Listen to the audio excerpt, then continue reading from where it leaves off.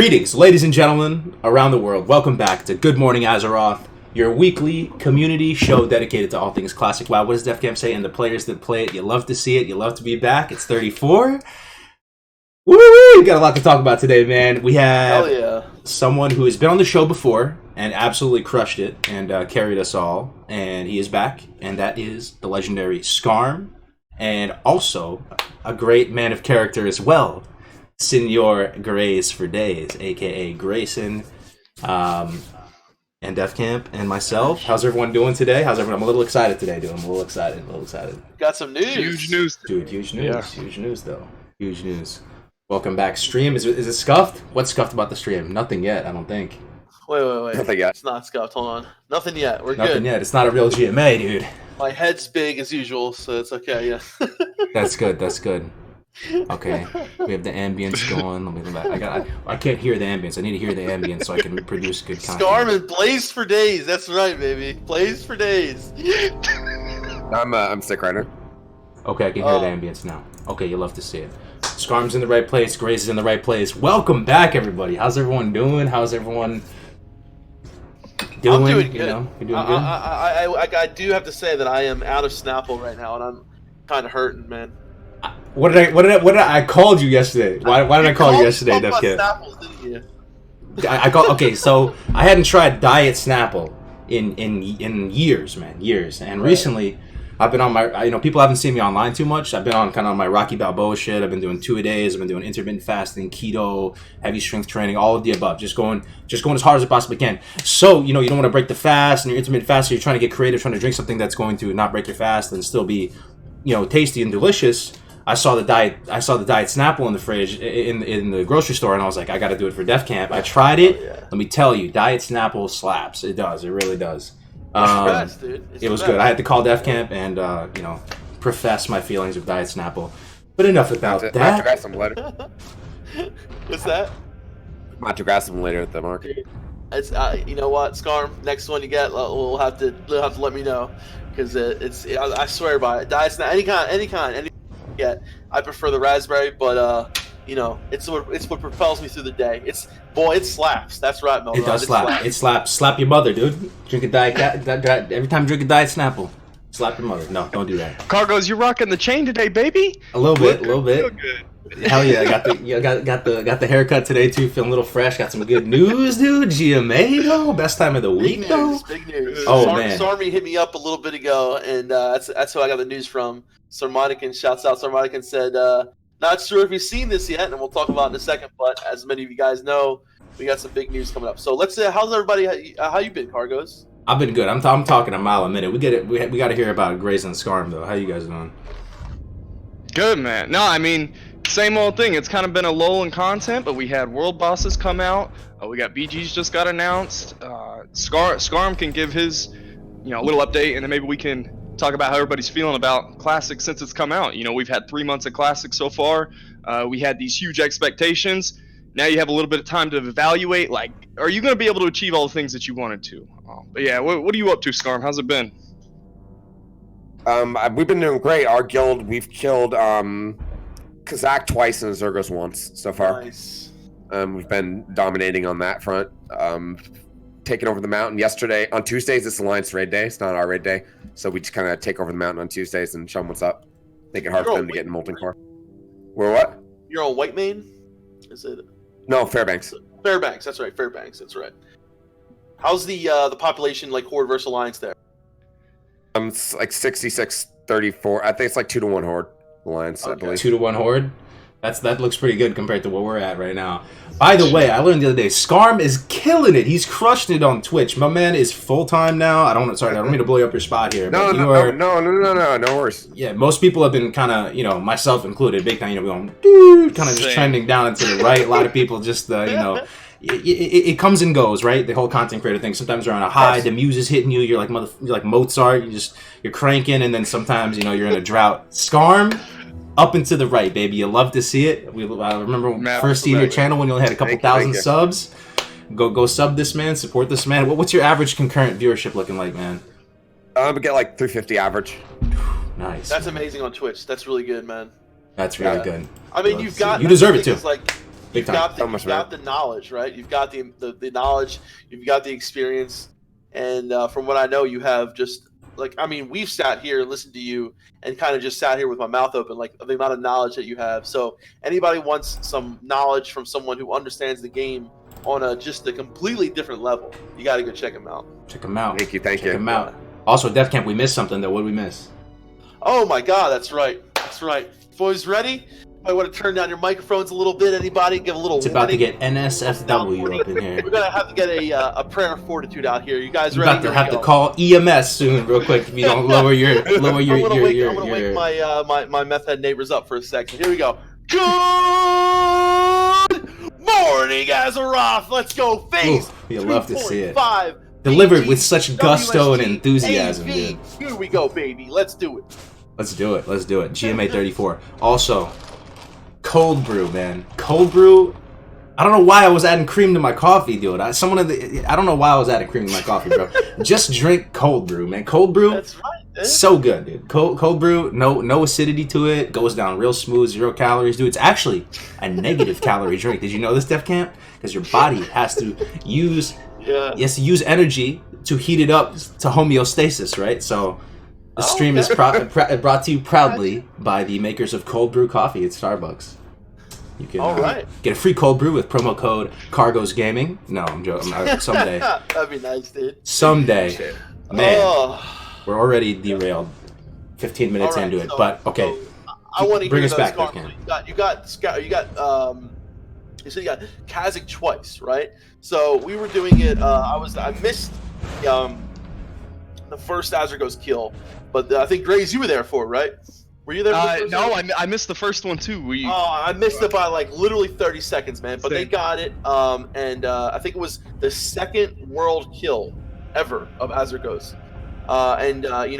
Gree just got that beautiful helm with like 94 plus healing, you know.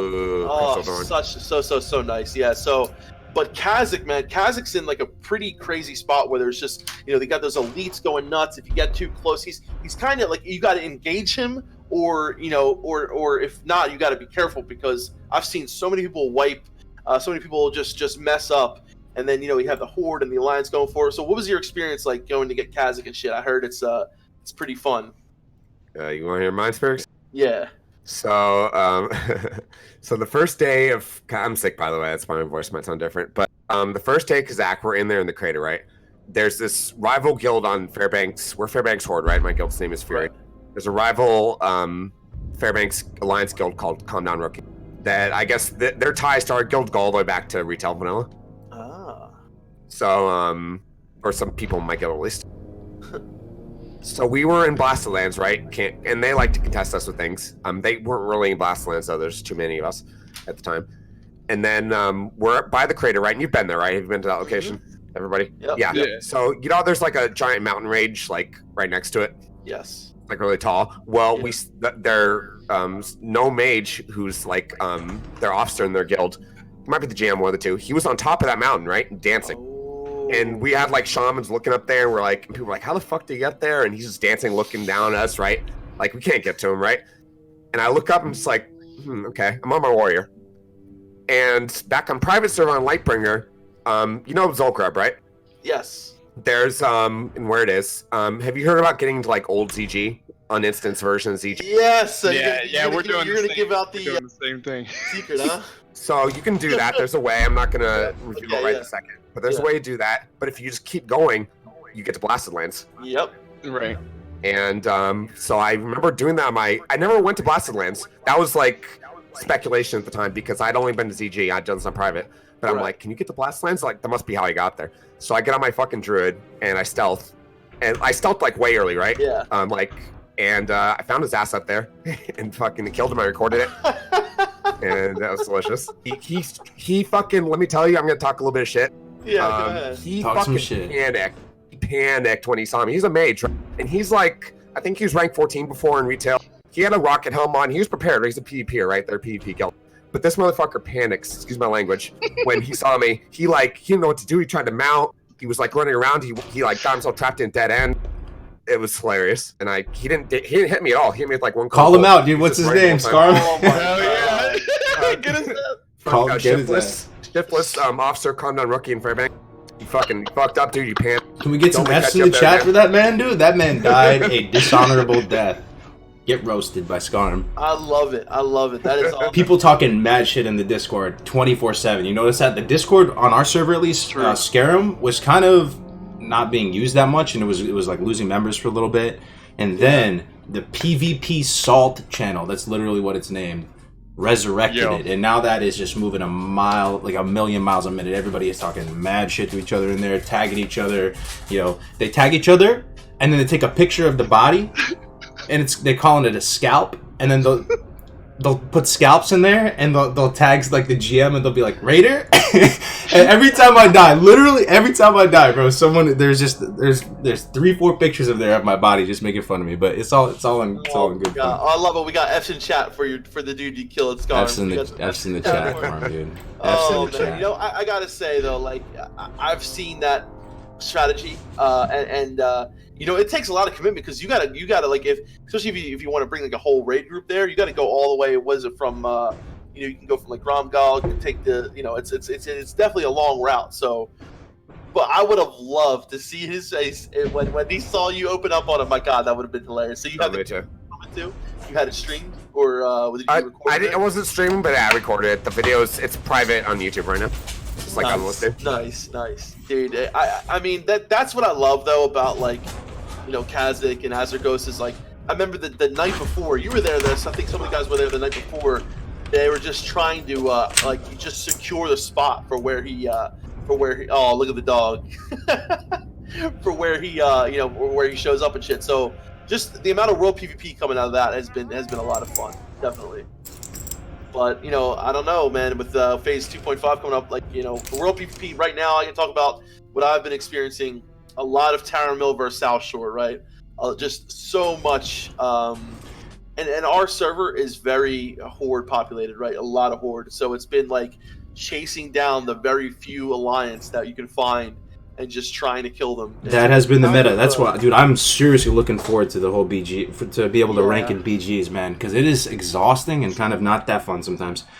I mean, I don't know. How do you guys feel about everything? Dude, PvP I'll tell you what. As a druid, I've got Murder and a couple other people. We were rolling deep, like 3 druids and 7 rogues in Ironforge the other day, for like 6 to 8 hours straight. And there's something about stealthing around in another city. It feels so alive, and I don't know how it's going on. Like, if I was running around in Orgrimmar right now, because we're heavily populated as Horde on our server, I don't think we have stealthies in Orgrimmar. But I can't imagine, like, my home base, my hometown, having a bunch of stealthies. Like, dude, we're creeping around Ironforge, and I just think it's crazy that you got 10 people just in the shadows. And then I'll run by other Horde members in Ironforge that we're not even grouped up with, and we'll stealth through each other, and I'll see them, and it just... The cities feel so much more alive with World PvP out now, and that's an aspect of the game I didn't know was going to happen, and so it just... I don't know, it really... Like I said, just makes the cities feel alive. Someone in our guild made a GIF. I can't find it right this second, but it was 10 rogues were Horde, right? 10 rogues and outside of Morgan's Vigil in Burning Steps, all stealthed in there and just sappered like half a raid and killed. Oh my god! Oh, I've been waiting to do that. Yeah, and then I was screwing around in Stormwind, right, as a druid, and I'm weird. I'm scouting out, the city on my own, and I go into the portal room. Like, I go under Stormwind, and I jump through the glitch, and all of a sudden I pop into, like, 10 Onslaught players, and I'm like, what the hell? Like, I didn't even know Onslaught was gonna be here. And they're just whopping everybody that's porting into Stormwind. So I've had some of the craziest experiences stealthing through the enemy cities, and encountered things I didn't think would ever happen. I miss my rogue. You make me miss my rogue, man. So I have a question for you guys. Because this could be the type of thing where the player base doesn't always know best, right? I mean, right. I'm hesitant to say that too, because at the same time, Blizzard doesn't always know best either. True. At the same time, right? But we all, maybe not all of us, but a good portion of us, maybe, are unhappy with the current faction distribution or the unstable servers or the current ranking meta. Are we going to miss what we currently have when BGs roll out? Because there will likely be way less people out in the world PvPing, right? I mean, let's unpack. What do you? I think I would if our server was more even, more balanced. I think one of the main things to take away from the experience that I've had, Scarm, you too, you're on a pretty heavily horde populated server too, is just that I don't enjoy, like, to me, there's no... I mean, yeah, a couple times I'm up by myself, I'll get killed by the Alliance, right? But there's no, like, honor, like, not honor in the sense of the game, but there's no skill having 40 people kill 10, you know what I mean? And, like, trying to just camp the same people over and over again. It just, like, I love world PvP when it's fair, when it's, when it like happens like out of the blue, like more natural world PvP environment, and, like, I think that'll still happen, in more of a natural like sense once BGs come around. But there's nothing better than going into a battleground and being a part against the same amount of people with similar skill, and it just feels more fun. It's more fun, you know what I mean? It's not like sitting in town in South Shore, waiting, trying to kill people through a friggin' wall because they're in their inn, because they're afraid to come out because there's like 7 of them while there's 2 horde raid groups outside trying to, like, it's just I'm not gonna miss that. I mean, there's some Mad Max shit going on right now as far as world PvP goes, but it's, like, the day AV and War is gonna change like overnight. Yeah, absolutely. So we're unpacking, like, we were talking about this earlier, and they have patch 2.5 coming out. What has it been, 12 weeks, 3 months? and we're already, geez, it almost seems halfway through the content release. The player base doesn't always know what they want, but I'm hoping that the Battlegrounds, they're pushing all this content out because, I play all day every day, and I'm almost like struggling to stay interested. Now I know I'm speaking for myself, not everyone else, and I know everybody else doesn't play probably as much as I do, but I'm hoping that we kind of find a stalemate, and with Battlegrounds coming out, things are going to start to slow down a lot, and because I don't know, like at the rate that we're going right now, the game's going to be, Nax is going to be out in a year's time, right, from the launch date, and so it feels weird. I'm hoping that things start to slow down with Battlegrounds. Nax should be like 2 years from launch. I expect Nax to be like a year and a half, year and 9 months from like today. That's what I'm hoping. I really am. But at the rate that it's coming at, I can't. We're gonna have a 6 month. I'd be kind of happy with an accelerated. Like, I think this might be unpopular opinion, but I'm sort of getting on board with the current pacing of things. Keep things fresh, crispy, timely. Get the momentum there, and then future freshes. Maybe that's something that people don't like, but I think like the private server community at least has proven that people love the idea of fresh and like starting a new economy, new server, and all this. Like we can refine the pacing of content. That's because everyone was like, oh, maybe this server is going to be better than the last one. Maybe this server is going to be like. I think there was a totally different mindset. It's not just that though. Every time, and I can tell you just from doing this just now, after playing private for 2.5 years from start to finish on one server, I'm a hell of a lot better at the game now than I was 2.5 years ago. And if I did it again in 2.5 years, I'd be that much better. Yeah. Still. So it's just, and there's already things I would do differently. Like I would level differently. I would do this differently, that differently. Imagine knowing what we know now. If we were to go to another fresh, it would be over, dude. I would be so much better. I think that's the main appeal. Will there ever get a time though where it's too much, where you go too far? It's like I don't know. That's for some people. I guess it's all different. But the main thing that I think, like I understand what you're saying, Cargos, but I want classic. I want to be able to have a character and like hear him out and be able to chill with him for 2 years or whatever. Like, and you can. And I really do like the fact that that content, like Scarm said, I hope that we have 2 years. I hope that we have a long amount of time because I think that they went ahead and did the patch 1.5, the patch 2.5 relative to they looked at what was going on at the time, right? They saw that there's a large amount of people who are now fully geared. They're clearing MC. Let's put out Dire Maul. There's no reason to hold it further. And now I think they were pressured because of the release of patch 2, phase 2, with all the world PvP going on. There are a lot of people complaining about being camped, about not being able to level, about all this. People about the servers not being the lag, exactly the lag. The servers not being balanced enough to promote good world PvP, and I think that is the reason why we're looking at such an early release of BGs. I don't think it's because they're going to release content quicker. I think we're going to be at least we were talking beforehand. Scarm thinks potentially not until March or April with BWL, and I kind of agree with him, and I definitely hope so. I hope we don't end up having BWL in January. I hope we actually have it later in March or April or so. So I'm on the terms with. I think they're looking at what's going on and bringing content relative to that. I just realized we forgot to like actually announce it too. I want to take just a few steps back right now and just like officially announce to the people what just happened today. So.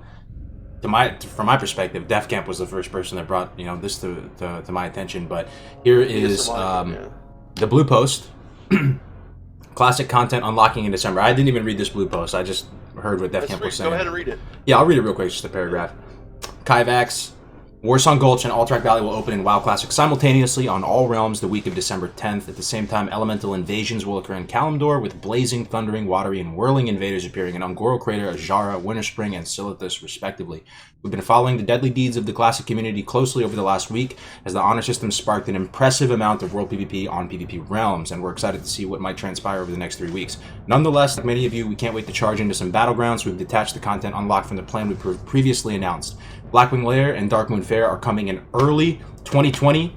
We'll have an exact timestamp for this content unlocked to share with you in early December. See you there. So, TLDR, it's not Phase 3 coming out. Phase 2.5. Right. BGs and Elemental Invasion. So that was like the big reveal for today. And we've been kind of talking around it as well. Like, is this too soon? Is this too late? Are people happy with this? That was all. I just wanted to throw it out there. What do you guys take from this?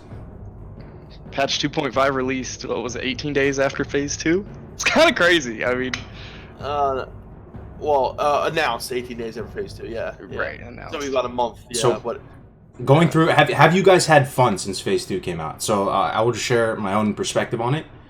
I think I had an expectation for having this much fun for phase 2. I've had a lot of fun, don't get me wrong, but it's been a little bit below that expectation. Just things being the way they've been with the faction imbalance and the current meta of ranking and stuff, and also just the timing of things. I think selfishly, probably one of the big reasons is that I have a lot of holiday plans coming up, so like my hopes and dreams of being a Gen 1 big brain ranker are kind of thwarted in that sense. But I've been sensing a good amount of pushback to how things have unraveled recently, and maybe they're responding quickly to this based on the feedback. If they feel like there's mixed reviews or people aren't having fun or burning out, I don't know. Well, I'm wondering now what does Blackling Lair and Darkmoon Fair coming early 2020?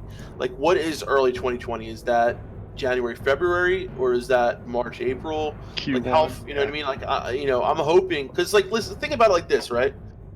If phase 3 comes out January or February, that is a lot of content that came out, 5 months or so into, like, that's relatively quick, I think.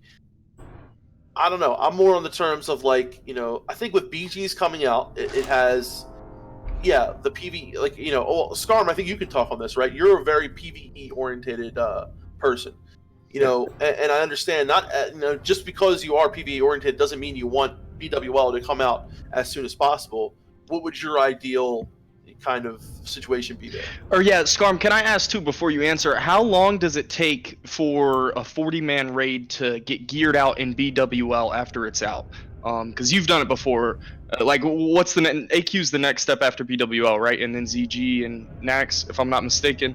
How long should BWL be out for even some of the casual guilds, maybe not the most hardcore raids that clear all the bosses the first week? Is it going to take 3 months, 6 months to get everybody geared? What do we expect? Like between 3 and 6 months is a good estimation. See, the thing about, if I could talk about this for a second. So Blackwing Lair, the made on private servers in general, which has seemed like everyone's been happy with this for the most part, is about 6 months. 6 months of molten core. It's even like the meme. I think you might hear people say like, "Oh, 6 months. This is how long before BWL comes out." So that's standard. And so it's been for 6 months actually would be like what, late February, right? Yeah. August, February. That's 6 months. So yeah, if BWL came out late February, like that's fine. I guess that's about standard, honestly. As soon as they came out with Dharma, early before phase 2, I think I probably said that day in my stream that PGs are gonna release early because the amount of too much salt causes I think high blood pressure, right? If you eat too much sodium in your diet. Everyone at Blizzard has high blood pressure right now because of the amount of fucking salt. I haven't even looked at the forums, but I don't even need to, honestly. Like, you guys know what's going on. Yeah. So, and I could have told you this already, so it's like I said my prediction was before the halfway point of phase 2, which I guess this is correct. I'm surprised it was 8 days after the honor system. Yeah. They had enough, and they're like, okay, fine. Here's the date for Battlegrounds. Stop your bitching. I think that's what happened, honestly. Yeah. But hey, I'm happy they're coming out, and as long as BWL comes out in a timely manner. And the thing about getting geared enough for AQ is, first of all, between BWL and AQ, you have Zul'Gur up, which has a ton of catch-up gear. Bloodvine for casters, ZG being out really helps out AQ gearing, right? And when phase 5 comes out, unlike phase 3, BWL's available the first day of phase 3, right? You just have to get tuned. For AQ, the gates have to open, and it takes about 2 weeks for someone to get the scepter, I would say. Like, if they're just doing nothing but getting the scepter, it's probably gonna take about 2 weeks to get the rep and then do the quest chain. The amount of mats it takes to open the gates, people say the gates are gonna be open day 1. Everyone knows what the mats are. No, it's not. It's going to take probably a month on a good server, I predict, for the gates to open, and longer on a not so good server or less populated server. So actual AQ is not going to be out for BWL is going to be out for what? Probably more than 6 months. But that's why ZG having in the middle there Oh yeah, it breaks up the flow. The- Yeah, the- it doesn't get stale. It The amount of and then, time like, between it- BWL and ZG coming out, right? They can stretch that phase. My hunch, I think people have been saying, it's not my hunch, it's like a lot of people's hunches, that they can really stretch that. That's a meaty, chunky phase right there. Like that can go for. And also phase four is green dragons and Silithus. So there's like a lot to do. There's a lot of content to do. So yeah, and then like when phase 5 comes out, then everyone's in a rush to open the gates. So but the time between BWL and AQ coming out, as far as gear goes, if you're just playing the game between now and then, you're gonna have the gear you need. Will you have the tactics that you need? Maybe not. That's a whole different other story. And I've said to people, like, I've joked in my stream when they say, like, you know, do I need this one piece of gear, or do I need... I tell them, like, there's 10 different things that could, you know, help you improve upon. That has nothing to do with gear, I promise. So there's other things that you can work on. Bro, I remember you saying this too when you were last on the last GMA, and I was trying to grill you and dig deep into your brain and ask you about the different, you know, between... Remember we had that week 1 MC conversation? We ended up killing Rag like day 9 or something, or day 10. So, you know, we weren't super far off, but again, if we could do it all over again, I think we would do so much better. But anyway, like you're emphasizing how important the buffs were, and you know, absolutely on the same page. But it wasn't until this go round that, you know, I was really feeling that, man. The buffs are so important too, right? And like there's even in the best guilds and stuff, people will lose buffs. Like there is I don't know, there's a lot of ways to improve, like not with gear, because is my point. I'm just sort of agreeing with you. And Vomp, thank you for the $20, man. Is that a bikini top under that shirt, cargos, or a pimp chain? No, that is a chain, dog. That's the Cuban link, dude. That's the Cuban link, 15 millimeter. But sorry. Yeah. Yeah, I think. I think the main like takeaway for me from this announcement is that, you know, they are definitely looking at like what's going on in the player base, and I think they're looking at, you know, and I think BG's coming out this time, like honestly, you know, BG's coming out in December, you know, January. I think this is actually a pretty decent amount of time. Like, you know, it took me a while to think this over, right? Because I have a lot of you know, personal reasons why I want to play BG, why I want to do BGs, this and another. But, you know, looking at, now that I'm thinking about it too, like you said, BWL coming out potentially, I think like you know, late February, early March isn't that bad. You know, and then when taking into consideration that, you know, there's been 6 months or so of time that you had MC and Ani. But I think they're really, you know, just looking at the player base, seeing where they are and going forward, trying to go forward with it. I think that's the main takeaway for me, is like they're really just keen on looking at where everyone is. And that's not to say that there's a ton of people who are still leveling, that are still, you know, and I think that's another reason why this came out, you know, other people leveling, complaining about being ganked, whatever. Yeah. But yeah, I think, you know, they're really keen on trying to see where people are and trying to do the best at putting the content out. I know Melderon was a little bit more upset. I think he was more spirited. Yes, he was quite spirited. I can just read a little bit of what he said, but he thinks that, you know, therefore they're trying to appease. He thinks basically, you know, that, you know, classic WoW is, you know, the biggest WoW, you know, IP right now. It's obviously has more people playing than BFA or so. They have the biggest subscription increase since ever. The biggest subscription growth, I think, ever. Like you said, you know, it's a retro game. Content's already been made. Therefore, to appease the masses and continue the growth, they're increasing at the rate at which content is being pushed out to keep people engaged. But who is being engaged? Vanilla fans, us, who have been there since fighting for the game. No, I think they're catering to the flavor of the week, people that are, you know, there to conquer anything. Which, you know, I know, like, part of me says, okay, you know, I don't think it's that. It's, you know, and I partly agree with Melderon, and I do think that, you know, things are coming out in a relative good amount of time. But yeah, if you would have looked at it, right, and say, okay, you had Vanilla WoW, right, came out, and then it was 2 or 3 months until Dire Maul, and it was released in Europe, right? Then you had a long time, I mean a really long time, where there were no BGs, where there was the honor system and just world PvP. That lasted at least, if I'm not mistaken, 3 months, I think. Yeah, that was the first time the game had come out, though. It's a totally different perspective on everything. Like the game rocked the world, and so 15 years later, people are speeding through the content literally twice as fast. Yeah, but that's unreasonable. But we're talking about PvP though. You know Sure. what I'm saying? So we're talking about like, world PvP in a sense of, I think a lot of people. I mean, listen, I'm happy. I like this, but I think a lot of people who were hoping to have a long time exploring the whole world PvP thing could be a little upset with this. Having that they're going to be pushed into. Or they could get a more natural world PvP experience though. Possibly. That was my initial argument, right? Because you say that, now you're not going to have these gangs of fucking 40, 60, 80 people chasing after 10 people.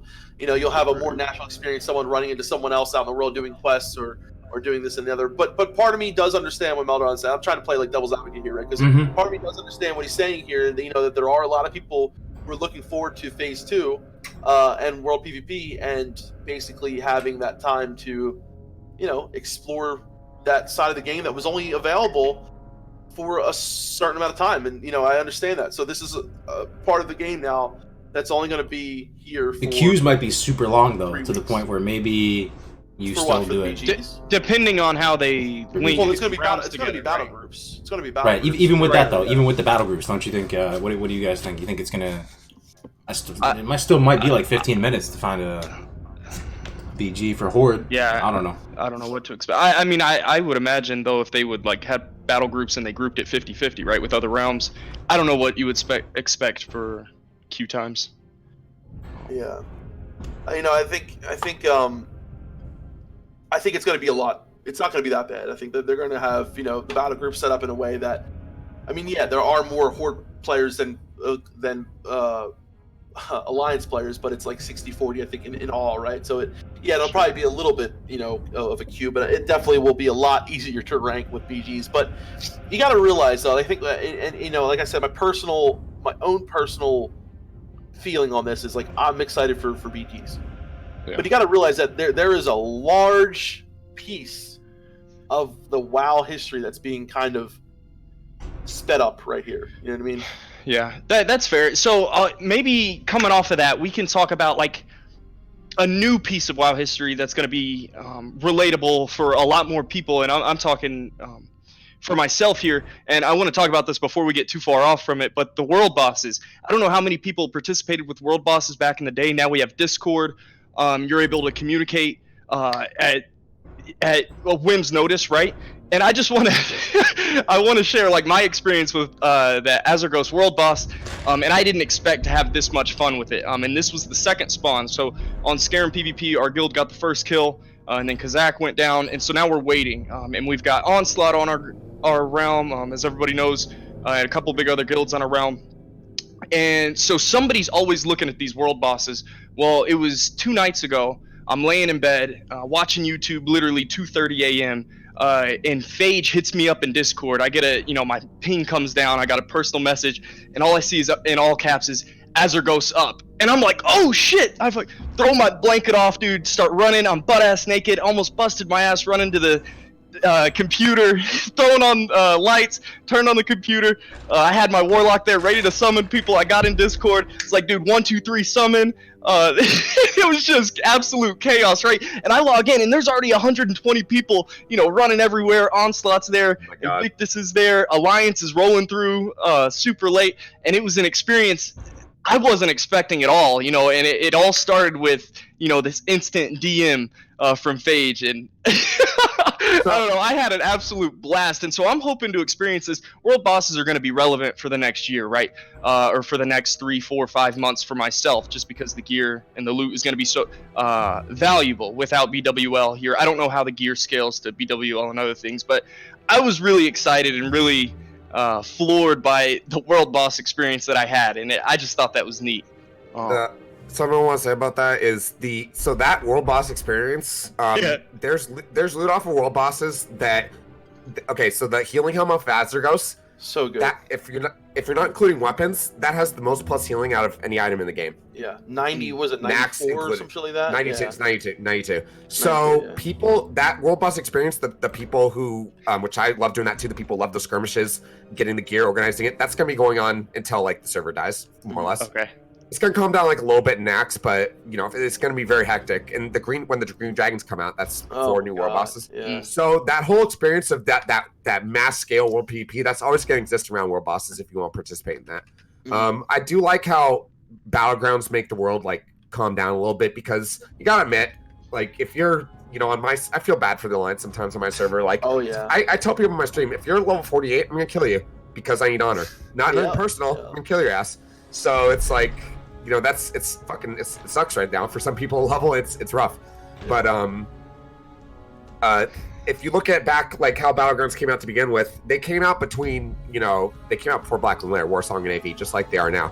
And you might and even though the honor system was out for a lot longer before Battlegrounds came out originally, I think one of the reasons why all the private servers always did BGs from the start is because that just look at what the game's like without it. We experimented with it. No one really knew what was going to happen when Honor came out, and it's fucking Mad Max. Look what's going on.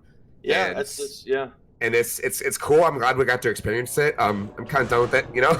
I wouldn't mind the war coming down a little bit. So and then I still do war bosses, so I can get that kind of hectic stuff there. I just want to read what someone just said in chat, and this is something that I heard other people have been doing as well, that Taladrill said. So Tina Fisher says, while I found the answer for myself, re-rolled on a PvE server so I can enjoy quests, play dungeons without being ganked, and enjoy BGs. It's all I can do. I think Blizzard can fix this.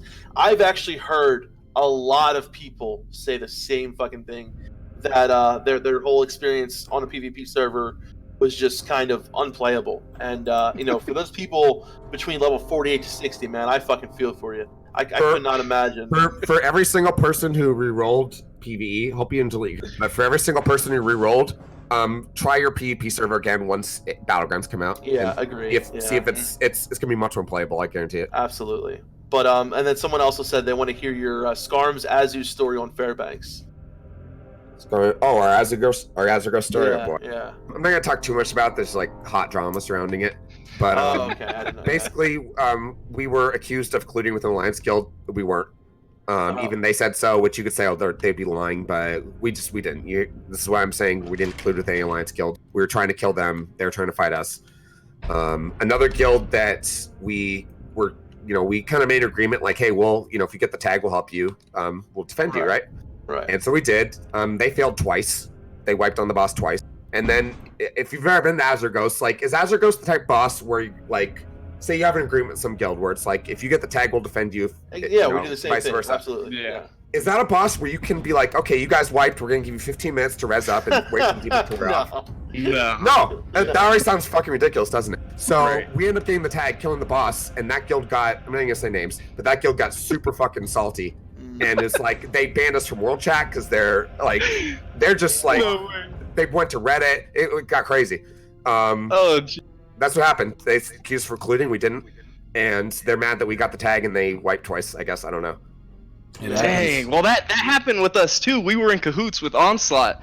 And it's kind of cool because Onslaught's a big name, and we went ahead and helped them out. We wiped 120 Alliance players. And it was cool seeing everybody coming in and out. And so Onslaught got the tag. We end up helping them down the boss. And it was hysterical. It was hysterical because literally as Azurgos is dying, he wasn't dead yet. 2 guilds dropped in. I don't remember their names. I'm not going to start drama. But it was 2 horde guilds popped in. It was oh, look who showed up late to the party. And so it was awesome seeing all these different identities on the server. Yeah. Generally, you should generally be happy if your own faction kills world bosses, right? Yeah. Sure. Sure. In general, so it's even if it wasn't you, if you wiped and another, I don't know. I don't think it's the thing to be upset about, but not everyone. I kind of love this whole guild I don't know, it's totally different aspect of the game because you have these guilds that just guys cracking up. There are some really just fucking guilds that are just. I'll just say it, dude. Mind games, man, but it's. Now we're gonna start any beef. Yo, how's everyone feeling about the game, though? Are you guys having fun on a scale of 1 to 10, chat? 1 from being BFA and 10 being whatever, man. You guys still having fun at this current moment in time right now? Absolutely, yeah. What's your score, 10, dude? Yeah, I would say 10. 10? But here's the thing, I can I think this is something that helps me a lot. I can totally not play the game for 2 days and cut. I feel like I am a very good anti-burnout kind of person, right? Because I'll get into the point where I can play the game, hardcore 3-4 days, and then I can turn around and not play the game for 2 days, and then kind of just chill, do whatever, watch some TV, watch a movie with Melderon, whatever, and then come back at it hard for like 3-4 days again. You know what I mean? You have a good So balance, Def Camp. You're not too extreme, dude. Yeah. You're not too extreme. Yeah.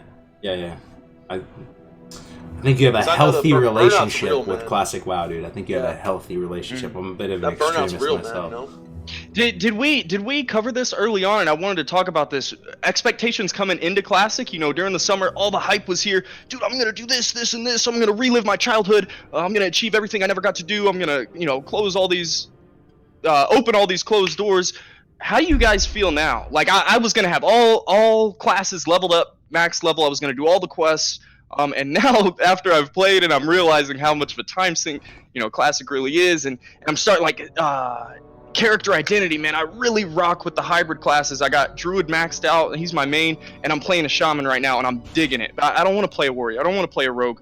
I'm not gonna achieve all these expectations, all these goals that I had set before the game came out. It's ridiculous, and sorry, I'll talk on this for a second, but I want to hear y'all's opinion. Before Classic came out, man, Classic was my shit. It's what paved the road for my gaming career since I was 9 years old, and I always had this idea of how games needed to be experienced, how I needed to complete games, and World of Warcraft was the first game that didn't have an end. I was coming from PlayStation 2.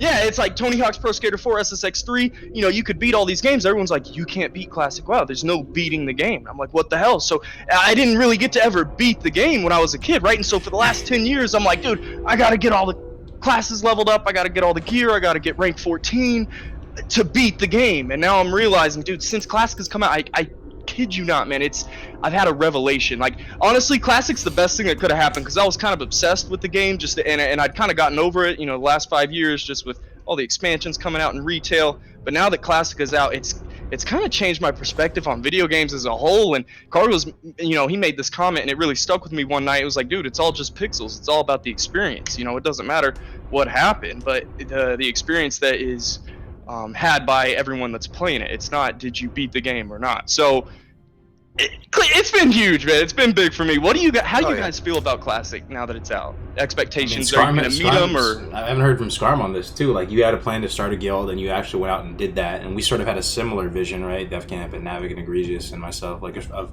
starting a guild and building this community. And it's panned out really well. Probably exceeded our expectations, but not in the exact same way identical way we envisioned it originally. I'm curious, has everything played out how you wanted it to play out, and has it been awesome? For me, yes. We've started a guild. Me and a friend that I knew from private server. We've known each other for a little over. We've been talking about this guild the whole time. Before I started YouTube, before we didn't know how the hell we were going to fill a guild at the time, right? We were just 2 people, and now our guild has. Is it you and Ooze? Yes, it's me and Ooze. Damn. Right now we have 4 raid teams that are all clearing in around an hour 15 minutes. We're all around the same page. 4 raid teams. We all go to the mountain together. It's amazing. And we're working on a 5th one, like an alt run. So we're a huge guild. We're, like I said, we're dominating world bosses. And I'm leveling a whole bunch of characters. I have, my warrior, my druid, and leveling a shaman right now. I actually have multiple accounts where I'm just like kind of running myself through dungeons, also making gold doing that. Yeah, I'm enjoying the hell out of it. Everything's great so far. That's great, man.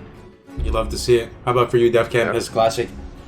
I gotta say, so early on, like when we were still like about a year out or so, I did have some grandiose visions of me being on the top elite raid team and fucking hitting like. But I think I had a really like after I've played this game a long time, right? I've played since Classic. I played a lot in BC. I played a lot in Wrath. I've done the whole hardcore raiding. I've done the whole hardcore PvP thing, and I've done it a lot, right? And I took a hard look at like what I want out of this game.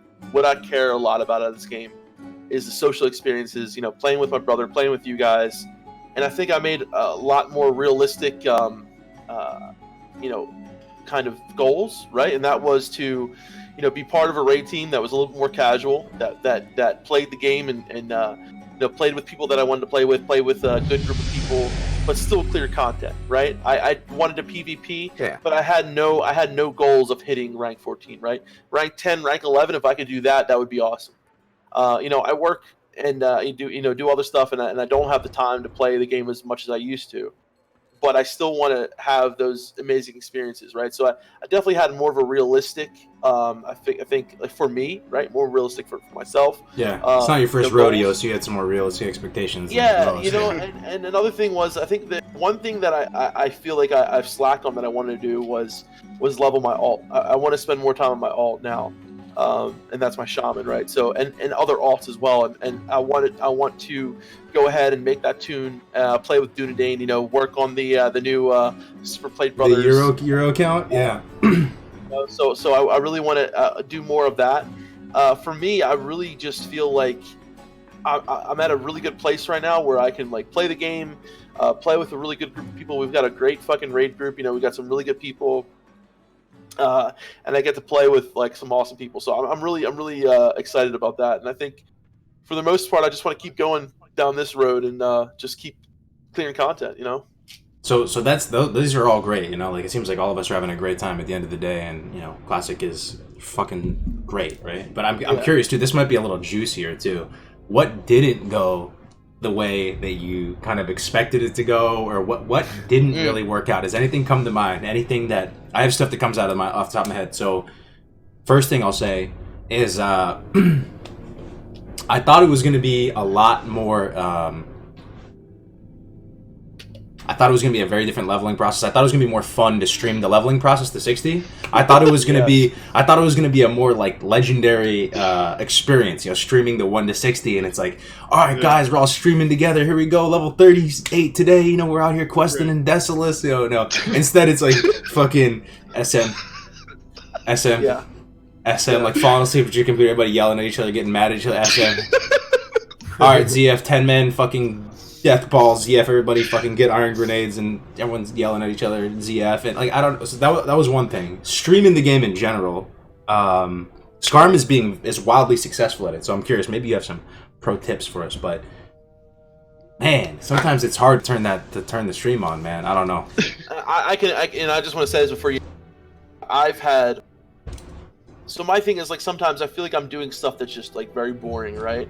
And I'm like, oh, I don't want to stream this. Or sometimes I get home from work and I just want to play the game and not be bothered, right? And I'm sorry to anyone out there like hits me up, and I try to get back to as many people as I can. But lately I found myself, I just want to log on and do some quests or do whatever, and then play for an hour or two and just log off. And I do have a great group of people that I play with, and I love to play with a lot of people. But a lot of times, I don't know about you guys, if you guys ever feel this, but sometimes I just want to log on and not interact with anyone.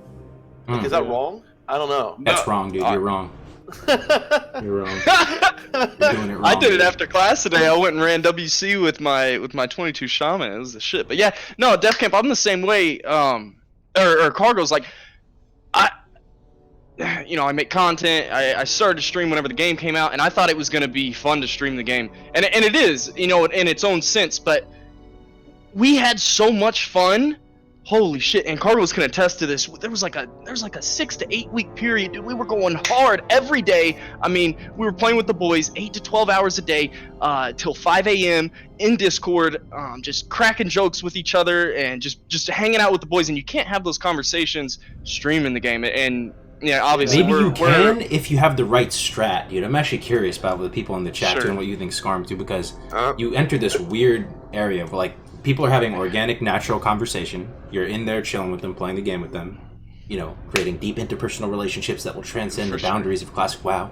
And you're talking, and then if you're streaming, it kind of puts you in a weird spot because you're kind of on mute the whole time. Chime in and be like, where we going? Or I don't know. You're talking to the chat. You're engaging with the chat. Like you kind of have to do both. Have you found a way to balance that? I don't know, man. Well, so what I've been doing is the times I don't want to stream Discord. Here's how I go. Here's how I figured out, at least from my end, how to. If there's like PvP strategies going on, then either I like put a delay. I've done that once so far, or I can mute Discord. Right? Like that's like if we're in the mountain, we're like, okay, go south. pop sappers now, then obviously someone might be listening. But if it's just like a conversation, like say hanging out doing a dungeon, I let the people know like, hey, I'm streaming this. No gamer words. That's it. Yeah. Other than that, then we just have a normal conversation. No like gamer words. Nice. And you know what I'm talking about. No gamer words. Yeah, for sure. Yeah, as long as I'm not worried about getting banned, and I let people know, like don't stream someone if they don't know they're being streamed.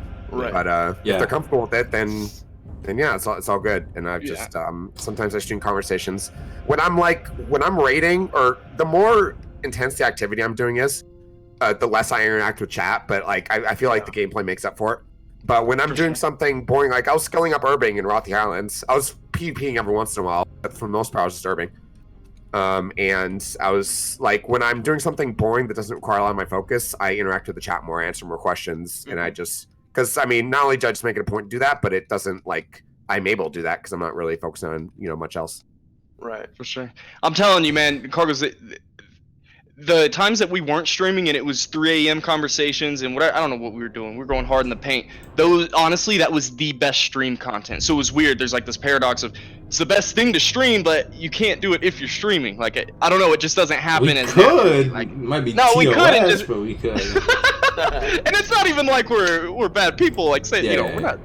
But you don't get those experiences as organically when you're streaming it. So that was a huge slap in the face.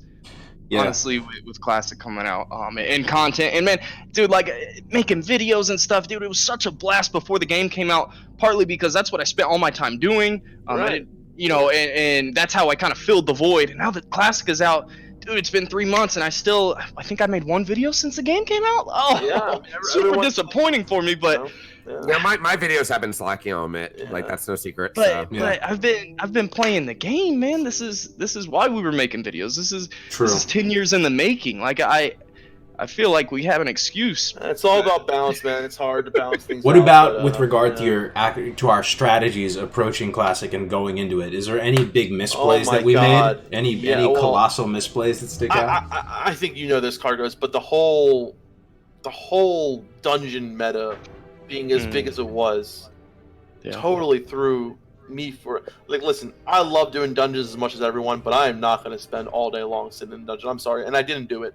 And I did a lot of questing, but it was just really strange and to see like, certain parts of the world just empty because everyone was in dungeons, right? Dude, I was in Stranglethorn Vale by myself, literally for like 3 hours. I was in Stranglethorn Vale by myself because everyone was in Scarlet Monastery at 30, right? Yeah. That was nutty. That was so weird.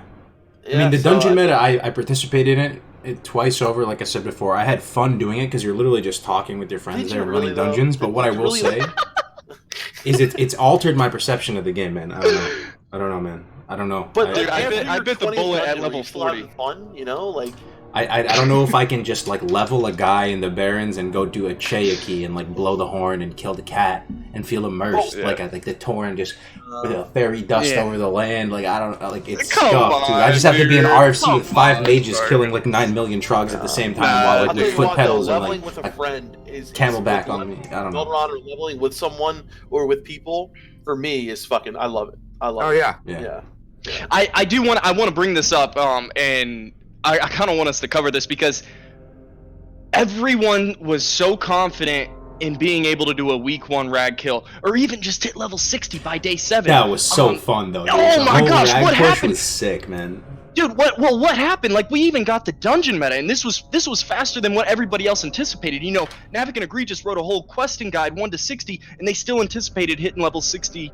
Before day 7, with plenty of time. Dude, no one in our guild, even the guys who wrote Classic WoW Live, this isn't discrediting them, but this was a huge, again, slap in the face for these guys. Like, dude, no one hit level 60 in our guild in 7 days. That was nuts. And that's something we didn't expect. Dude, I was so exhausted. It was close, but yeah. It was close. It was like the end of day or beginning of day 8, but I was so exhausted. That was the most insane 10 days I've ever. I didn't expect it to be that hard, dude. I was falling asleep in Molten Core.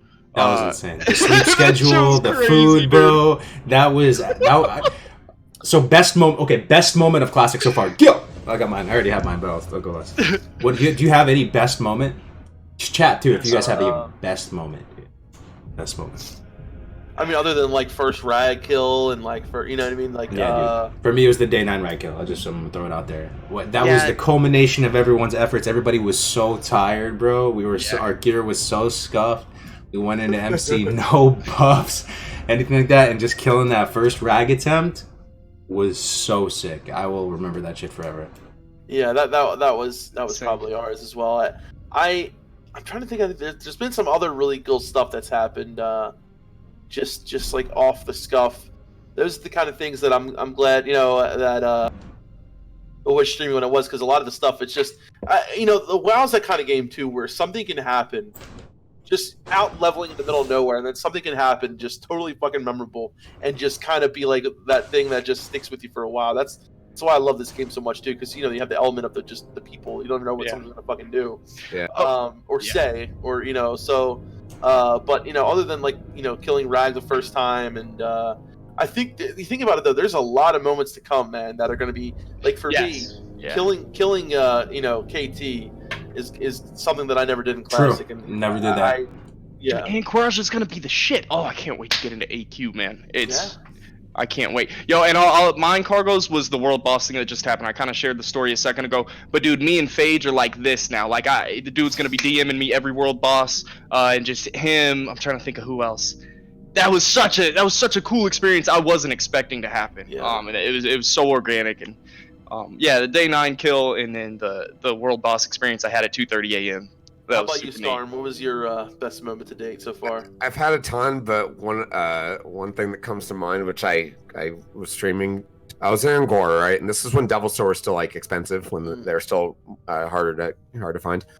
And I was camping this one spawn, and then some Alliance came by, and there was like another horde there helped me. It was like 2v3 though, and we got killed, right? And so I'm running back to the corpse, and the Devil Sword hadn't spawned yet. We're just camping the spawn. I'm running back to my corpse. 3 Alliance are camping. And as soon as I like get back to where I'm almost able to res, I see the Devil Sword. They're fighting it, and I'm just like, oh shit. And I'm just kind of talking to people on my stream. And when it spawns, I'm just like, kind of quiet down. I'm thinking. I end up resing. I stealth, right? I'm Druid, right? Yeah. So I res Catform stealth right away. They knew I was there because I could see them kind of looking for me. They killed the Devil Sword. I was like, my heart was beating. I'm like, there's no way this is gonna work. They killed the Devil Sword. I get up right under it in stealth, and I just mash click. And I fucking skinned it. I got it. I got the lever, and they killed me, and I was just like, I was laughing so hard. I love it, dude. I fucking love it, dude. Scarm, building a guild and community, 4 raid teams, all this, and his favorite moment is just a little nugget like that. Ganking some fucking Devil Sword, dude. That is what stealing the leather, man. Yeah, it's dope. Oh, three. It was a mage, a rogue, and a priest. How the hell did I get it from them? Oh my god! Like I was in the spot where, because Devil Swords are big, right? So I tried to get into the spot where like they couldn't see me unless they were tapping, and I guess that's dope. That's dope. I almost right-clicked when I was spamming click. I almost right-clicked the mage and almost auto-attacked him. I'm just like, oh, it was so intense. Oh.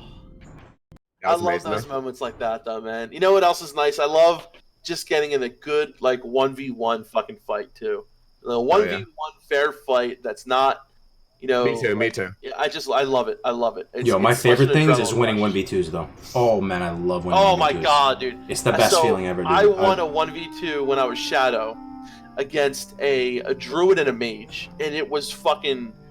I remember attacking the mage. A mage blocked. I got a fear on the druid, and I remember after the mage's block. I had the mage going down again. I saw the heal coming from the druid. Saved my silence right for that.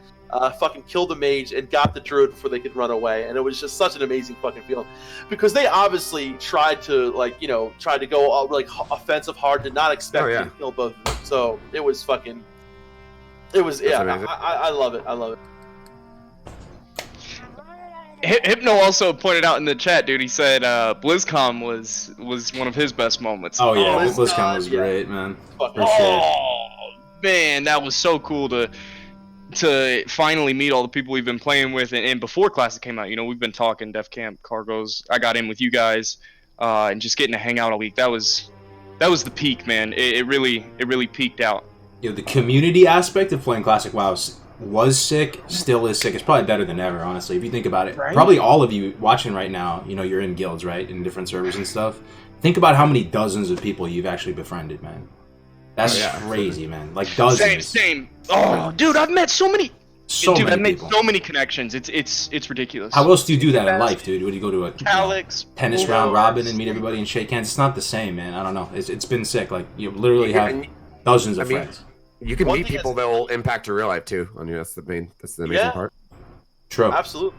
One thing as a healer that I love is being able to, like, yesterday there's a lot of world PvP going on. Like, just people come up, they're like about to die, heal them up, buff them up, and then they thank you, and then like 2 minutes later you're off doing something, you're about to get ganked, and here they come to save your ass. Like, I don't know, being a healer, like, I feel like there's so many opportunities for me to like help somebody, and it always either repays me with like talking to the person, and it ends up being like talking to them like and whatever, or it ends up helping me benefit. Like, I love being a healer and fucking having that karma come right back around and helping you, man. It's amazing. Yeah.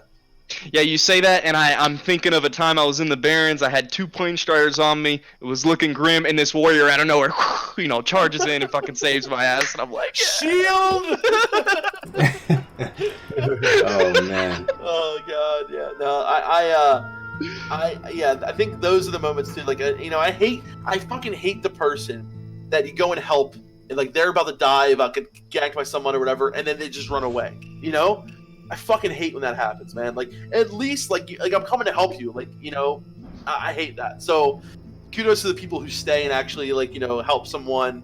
And, like, I can't tell you how many times, like, I'll do something, I'm thinking that I'm helping somebody, and then they just run away.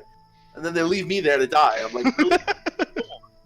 I love turning the tide of a battle, too, man. That's one of the most exhilarating moments. Like, let's say Alliance pushes into Kargath. These are the type of moments that happen somewhat regularly. I'm sure some of you guys can relate. So, Alliance is pushing into Kargath. They have maybe 10, 15 with them. And you die and you get salty and you put out the bat signal in world chat, right? And you have the numbers. You put it out in guild chat, you have the numbers, and you fucking turn it on it, man. And then you like rocket helmet and sapper them or something. It is just the best feelings, man. Like at any moment you could run into it, right? Like it just running from dungeon to dungeon, and you. The other day we did that too, right at Thorium Point, and the graveyard's right there, so we turned it on them, and then they were actually fucked. They were at our mercy because they were right there at the graveyard, and we were just like, no mercy, Zug just killing them over and over again until we got bored and left. Just that awesome. Graveyard at Thorium Point, they have nowhere to go. Remember we held that down? Yeah, you have to slowly die like a fucking sea turtle migration over into like a safer area. That's the only hope, dude. Has there ever been a time when your same faction, like on accident, has screwed you over during PvP? Oh my god! Screwed us over? How so? I just came to my head. So last night, right before I shot the stream, right in Ungoro, there was this mage that like geared mage. He killed me. I didn't hit him once because I'm a warrior, and he polymorphed me, and he got me right. And I'm like, okay, good mage. I got back. I rezzed. I had my engineering tools. I ended up critting him, getting like half health. He ice blocked, so he cleared deep rooms, and then I rocket helmed him, right? So I'm like, oh, here, and I death ray. So I'm like, oh, here we go. You're fucked. You're dead. You're half health mage. I'm gonna death ray you. Right. So death ray 6-second cast. At like 3 seconds, this rogue comes out and hits him out of rocket helm, and he blinks away, and it went out of range. I'm like, no, they still killed him. I was so sad, dude. People always break rocket helm, bro. I hate swear, shit like that, dude. yeah. It's so rough.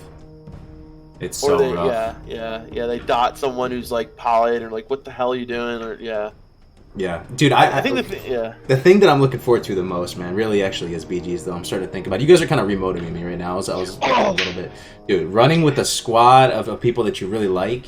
Dude. And by the way, you don't have to run as a full 10-man, guys. People, they do, what do they call them? There's a way of calling it like a you run with like 4 people or something and you queue up together. You don't have to have this full complete squad, right? But dude, I got power fusion now, Cargos, dude. Yeah. Ready, bro? Let's do it. Dude, let's do it. If we roll together and we do BGs a little more structured, and there's actually that sophistication of PvP, and it's not just like Sapper Fiesta. That's gonna be sick, dude. We'll have Graze or Vomp on the flag for us. Be great. Graze or Vomp, yeah, dude. Fuck yeah. Hell yeah. No, I'm thinking about it. I'm thinking about it, and I just want to point this out. My brother, none of my family members came back for Classic, and that's something I'm bummed out about. I've got like 4 cousins that played. No one's playing now. Uncles, no one's playing. And my brother specifically, dude, we had some of the best times, throughout the years in retail, and it sucks, dude. He's got a job, he's married, and he doesn't have time to play Classic. Well, I've got 2 accounts right now, and I'm gonna end up making twinks, and I can't make him a max level character. We can't PvP at 60. But the fact that I'm gonna twink, I'm literally gonna make a 29 druid twink for my brother on my separate account so we can fucking play together. Like, That's how sick. sick is that? It's like That's Friday sick. night. Hey Jay, get on. Let's twink yeah. together. It's just cool that this. The Battlegrounds create an environment for me to be able to play I'm with my sure you're brother psyched, like dude. that. This man has had like a best in slot twink with AGM and everything since like week fucking 3, dude. With nothing to do with it. For I'm no sure you're reason, hyped dude. the For no fucking reason. BGs. Dude, I should have ranked with him. I was tripping. I didn't even think about it. I should have ranked with my twink. Let's go to Red Ridge and start killing people. Yeah, dude. It would have Yeah. been sick. Yeah, dude, But- BG's, it's probably the single most thing I'm excited for. Yeah, It B- genuinely puts a Yeah. fire in my belly again, I have to say. Dude, I could play BGs for 2 years. That's the Mhm. thing. Like, I honestly don't think BGs are gonna get old. It's always a new experience. And like you said, you bring in half your group and then you make an impression on 4 or 5 of the other Also, teammates bro, that are in it's there. And they're like, oh probably shit, we're rolling good with so stream content too, man. Just streaming. Oh, it's gonna be BGs, like, endless. Yeah, it's gonna be disgusting, dude. Between twinking, in game, I mean, you can do all this cheese stuff. BGs are lit. Aren't Battlegrounds like one of the most renowned things of Classic too? Like, what do you think? Everybody in the chat, like, isn't that one of? Do you guys think of Battlegrounds like Warsong Gulch, Arathi Basin? Dude, those were They the didn't. shit They back didn't in feel the the day. same early on. Like even in BC, Warsong didn't feel the same in BC or Lich King. You know. Yeah, No, no, I it agree. didn't, Mm. With Arena and stuff out, that's the big game changer, right? Like Arena's out. Oh, yeah. This- Well, and abilities like Mm. Warsong at level 80 with like fucking AOE knockback and all kinds of other shit. It's a not different the same kind of as in game. Classic. I feel like with Mhm. every expansion, like there were things that made people like the thing I love about PvP in the Classic. It's quick. It's very and like every expansion there was like okay, now there's the fuck was it called, the resilience, right? There's things that make you last longer. There's things that make I feel like in vanilla everything was like 1 2 3, like the you had to think quicker or more on your toes, and it was more of a just grittier. It was fucking grittier, and like when you add, resilience was a cool thing to add. It's like it's a PvP stat, whatever. But when you add these things, you're adding fights go on longer, which isn't a bad thing, per se. But I love that gritty, like just on the fly feeling like killing people, and it just has a different feeling to it too, especially coming as someone like playing like a healer. Like yeah, you're so powerful as a healer, like. You bring so much to the table with dispels, but you weren't a disc priest in BC, right? A disc priest in BC was like a fucking tank.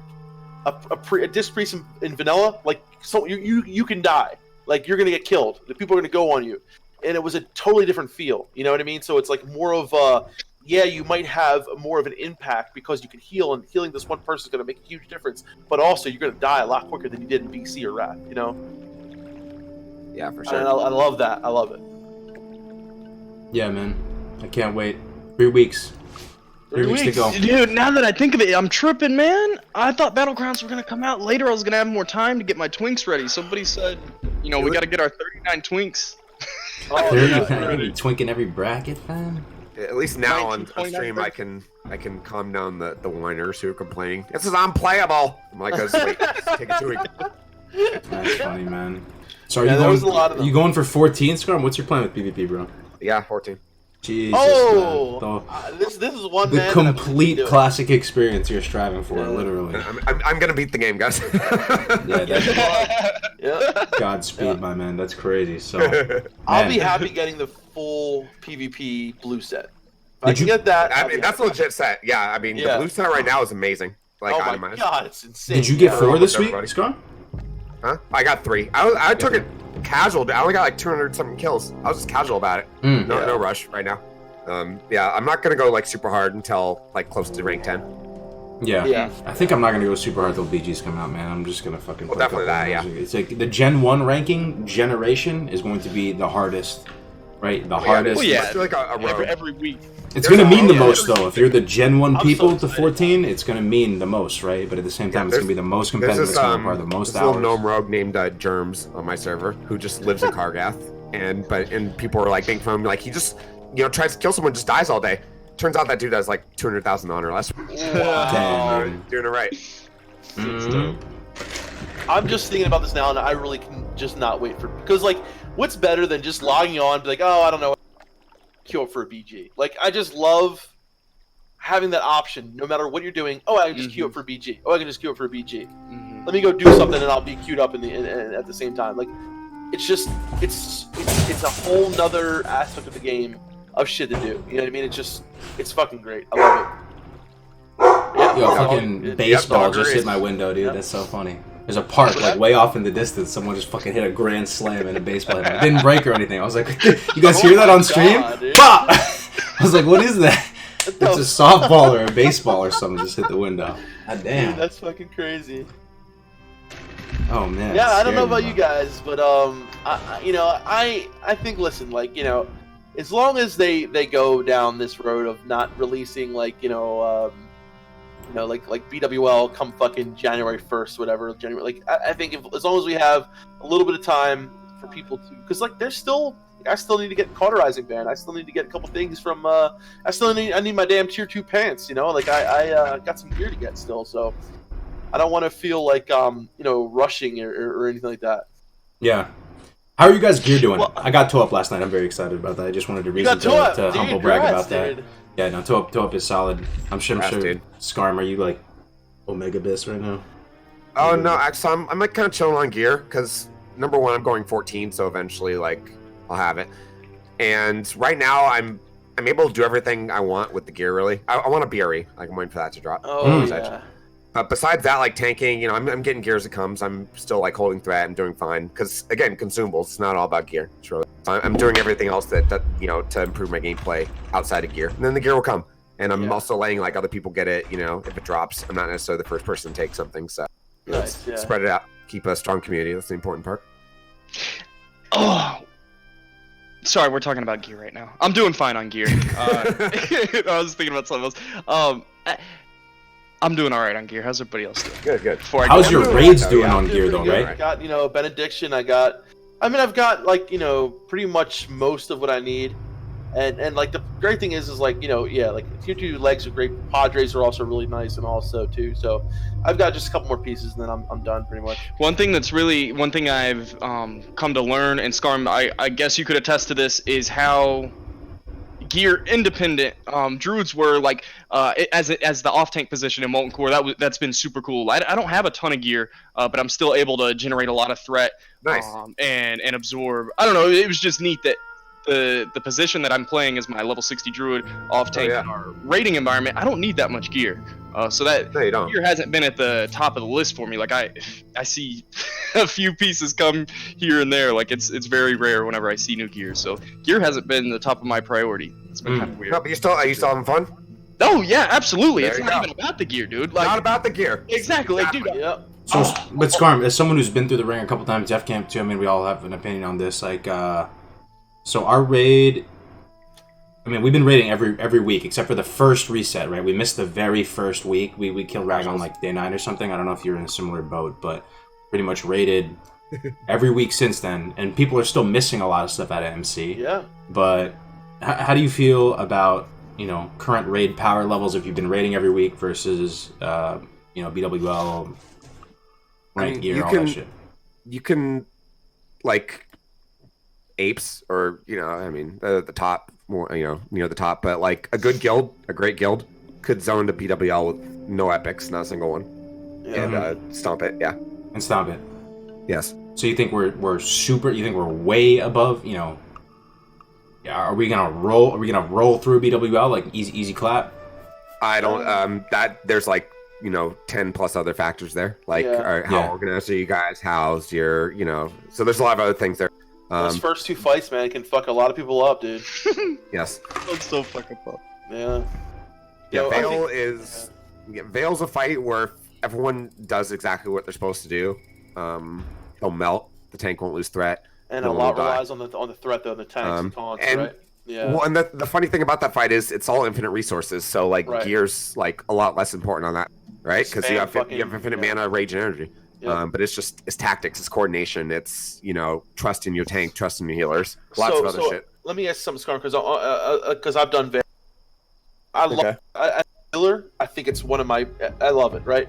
Especially as a priest. Like what we do is we put the priest in certain groups, have a priest in each group to just spam prayer of healing, that kind of thing. But as a tank, right? I know a lot more falls on your kind of hands as a tank. Is that a very obviously I never tanked it. Is that a like a strenuous like fight as a tank? Is it like a what's going on for you as a tank in that fight? So as I'll tell you what, I'll tell you how it goes as a tank. As the tank, this is how I'm gonna tell my guild to do it the first day. Is that I want you, obviously like wait maybe 1 or 2 seconds, right? Literally before the fight, just so that you don't like get a win for your crit if I miss something or get parried. But after everything's said and done, with preparation, me telling you how to do the fight, I want you to go all out. And the fight is Vale has 1 million health, right? But he starts at 30%. Right. So at 20%, which is really like 66% health in a normal fight, you can start executing him. Yep. Right? Third into the fight, his health, you can start executing him. So you need to fucking kill his ass because it's a time. It's a race against the clock. Right. The main tank gets a bomb, blows up eventually. And if you get to the point where the tank dies, the first tank dies, which is the time limit on that fight, I think it's like 35 seconds in the fight, the main tank is going to die because he gets a buff that kills him in a certain amount of time. Then the next person on threat gets aggro, right? Yep. What happens then? If it's not a tank who gets threat, if it's a DPS, if it's a warrior who rogues who gets threat, yep, Vale will kill the raid in about like 2 seconds. And that dude, I can't tell you how many times that happened to us, dude. That happens. Like we were stuck on that fight for literally 2 weeks. Mm-hmm. No. The tank has to live. The DPS, mainly in the melee, has to DPS without getting threat, which is also on the tank, but it's also on them too. Sure. And the healers with infinite mana. Hell yeah. Why aren't you using your max ranks? Like, why the hell is anyone dying? For the most part. But also fire protection. The Uber's buff is right next door. Yep. First time in there, maybe flask. Certain people, especially the tank. Yeah. So there's, and again, I'm not mentioning gear one time. It's because everything I'm saying right now works in blues. If you do it to a certain extent. Yeah. Like you might have to be better players. You might have to use a little bit more consumables. That's all gear is. It's stats. That's the same as consumables. Yep. True. Yeah, it's true. Yeah. Yo, Scarm, I was thinking about this. I was just taking a league of technique on my greatest questions and ideas and inspiration come from being in the bathroom. But anyway, has anything surprised you, knowledge-wise or strat-wise? Moving from private servers into classic. Like, I'm kind of curious about maybe something with maybe the tanking meta or raid compositions. Is there anything? Maybe the answer, might be no. It's pretty much the same for the most part on a wider scale. Like melee's still dominant. Bosses have even less armor, so and then like on Lightbringer, so melee's even more dominant. No great changes have been made. And mind you, it's only Molten Core, right? Mm-hmm. Onyxia and Ragnaros are different to where like they're kind of buggy right now, and people are trying to figure it out. Those 2 fights are kind of a mess. Oh yeah, when it comes to threat. Who knows if that's intended or not? That might be bad coding. I don't. The jury's still out on that one. But we haven't seen BWL yet, but I don't expect there to be like any great meta changes yet. Could be wrong. In general, like as far as tanks, there's been 2 changes. I guess I'll talk about this here because not everyone knows this. It applies to all warriors. The move Heroic Strike, right? Heroic Strike or Cleave. And how those moves work is you have to queue them up, right? And then they take place in your next auto attack. Glad you mentioned that. Now, when you're dual wielding, there's 2 side effects, like positive side effects to queuing up Heroic Strike. The first one is that normally when you're dual wielding, you get a 15% penalty for missing, right? Right. Your normal hit cap's 9% against a boss. When you're dual wielding, they're just a 15% additive penalty. So now your miss chance is 24% total, right? That's a lot of hit to get. Yep. However, when you're dual wielding, and when you're not dual wielding, it's just 9%. That goes for, cat druids, 2-hander, 1-handed shielding. However, when you're dual wielding and queuing Heroic Strike doesn't, it's a special attack, it's a yellow attack, so it's only 9% hit cap always. Right. Yellow attacks, any non-white attack is 9% hit cap against the boss, period. While you're queuing Heroic Strike, your offhand also only has a 9% chance to miss. Alright? It takes away the penalty from your offhand, as long as you have Heroic Strike. Which is a difference from Brad servers, right? Didn't work that well. It's a 15% difference for hit. Does 15% hit sound like a lot to you? It sounds like a humongous deal. Yeah, I mean, you're removing the dual wield penalty from your Yes, this is important not just for tanks, but for any DPS that's dual wielding as well. Yeah, correct. Yeah. And this, by the way, has been confirmed in a blue post that this is working as intended. So Yeah, I'm glad you brought that up. What about Torn stuff? I mean, it seems like everyone who I've seen who's rolled Torn Warrior has felt very happy with their. I've always said, and I still say this, and Torn stuff some cool stuff like War Stomp, extra melee range, extra health. They got the bandage sniper, bandage, exactly long range bandage. It was funny. Someone got feared through the Uber's Blackheart Spire portal the other day, right? And they were kind of around the corner. I couldn't melee them, but a Torn could. And killed me. Yeah. That's beastie. So right. But anyway, one more thing about Heroic Strike is I don't know if this is a bug or not, but I mean also. And whenever you hit with Heroic Strike or Cleave, it does not consume a charge of Flurry. Right, exactly, yeah. So, Heroic Strike, what I said on private servers as a tank is, like, as a Fury Prot tank, you want to prioritize Bloodthirst and Revenge, right? Always, whenever. And then when both those are on cooldown, you want to Sunder Armor, and then Heroic Strike if you have the Rage. I would say it's the opposite now. I want to say you want Heroic Strike and then Sunder if there's a Rage Jump. Yeah. Just because Heroic Strike has all those added benefits to it. Yeah, I think playing a warrior right now must be, especially like being able to queue it up and then like unqueue it, like doing that must be. I mean, how do you do it? So you set it up in a keybind where you have it queued, and then you like. I mean, it sounds like there's a lot going on there. You know what I mean? I never played a warrior, right? So. Yes, so like my when I'm in offensive stance, my Bloodthirst is on 2, my Sunder's on 1, my Bloodthirst is on 2, my Heroic Strike's on 3, my Revenge is on 4. Okay. Revenge, you really just want to hit every 5 seconds or whenever it's lit up because it procs. It's a 5-second cooldown, but it only procs when you dodge, parry, or block an attack, which is usually all the time. Stink. And whenever it's only costs 5 rage, it's the best rage to threat ratio move in the game. The amount of rage it costs, so you want to use that every time. Bloodthirst costs 30 rage, which is a lot, but that's also a really good move you want to prioritize. So that's a 6-second cooldown. So now both those moves are on cooldown, right? Mm-hmm. And you still have rage because you're getting hit or whatever. That's when you want to be spamming Heroic Strike, especially if you're dual wielding. If you're using a shield, Sunder actually I would probably Sunder over Heroic Strike if you're using a shield. So if you're Fury DPS though, right? Threat is a real concern if you're Heroic. Not if your tank's doing what I'm saying. Okay. Yeah, like because the thing is like the tank's getting more rage. Here's when you compare like the tanks have parry. 14% parry, which the DPS don't have. That's a disadvantage, but not as much as you might think, right? Tanks wearing threat gear, some mitigation gear, whereas the DPS is just wearing DPS gear, right? So that's the disadvantages of tanking as far as that goes versus DPS. The advantages is instead of 0.8% threat that Zerker stance is generating, defensive stance is 1.495% threat. That's a huge difference. It's almost that's what the tank's getting, the DPS is not. If you're on Alliance, the DPS is getting you also have more rage because you're getting hit, right? So and you have more rage because you're getting hit, exactly.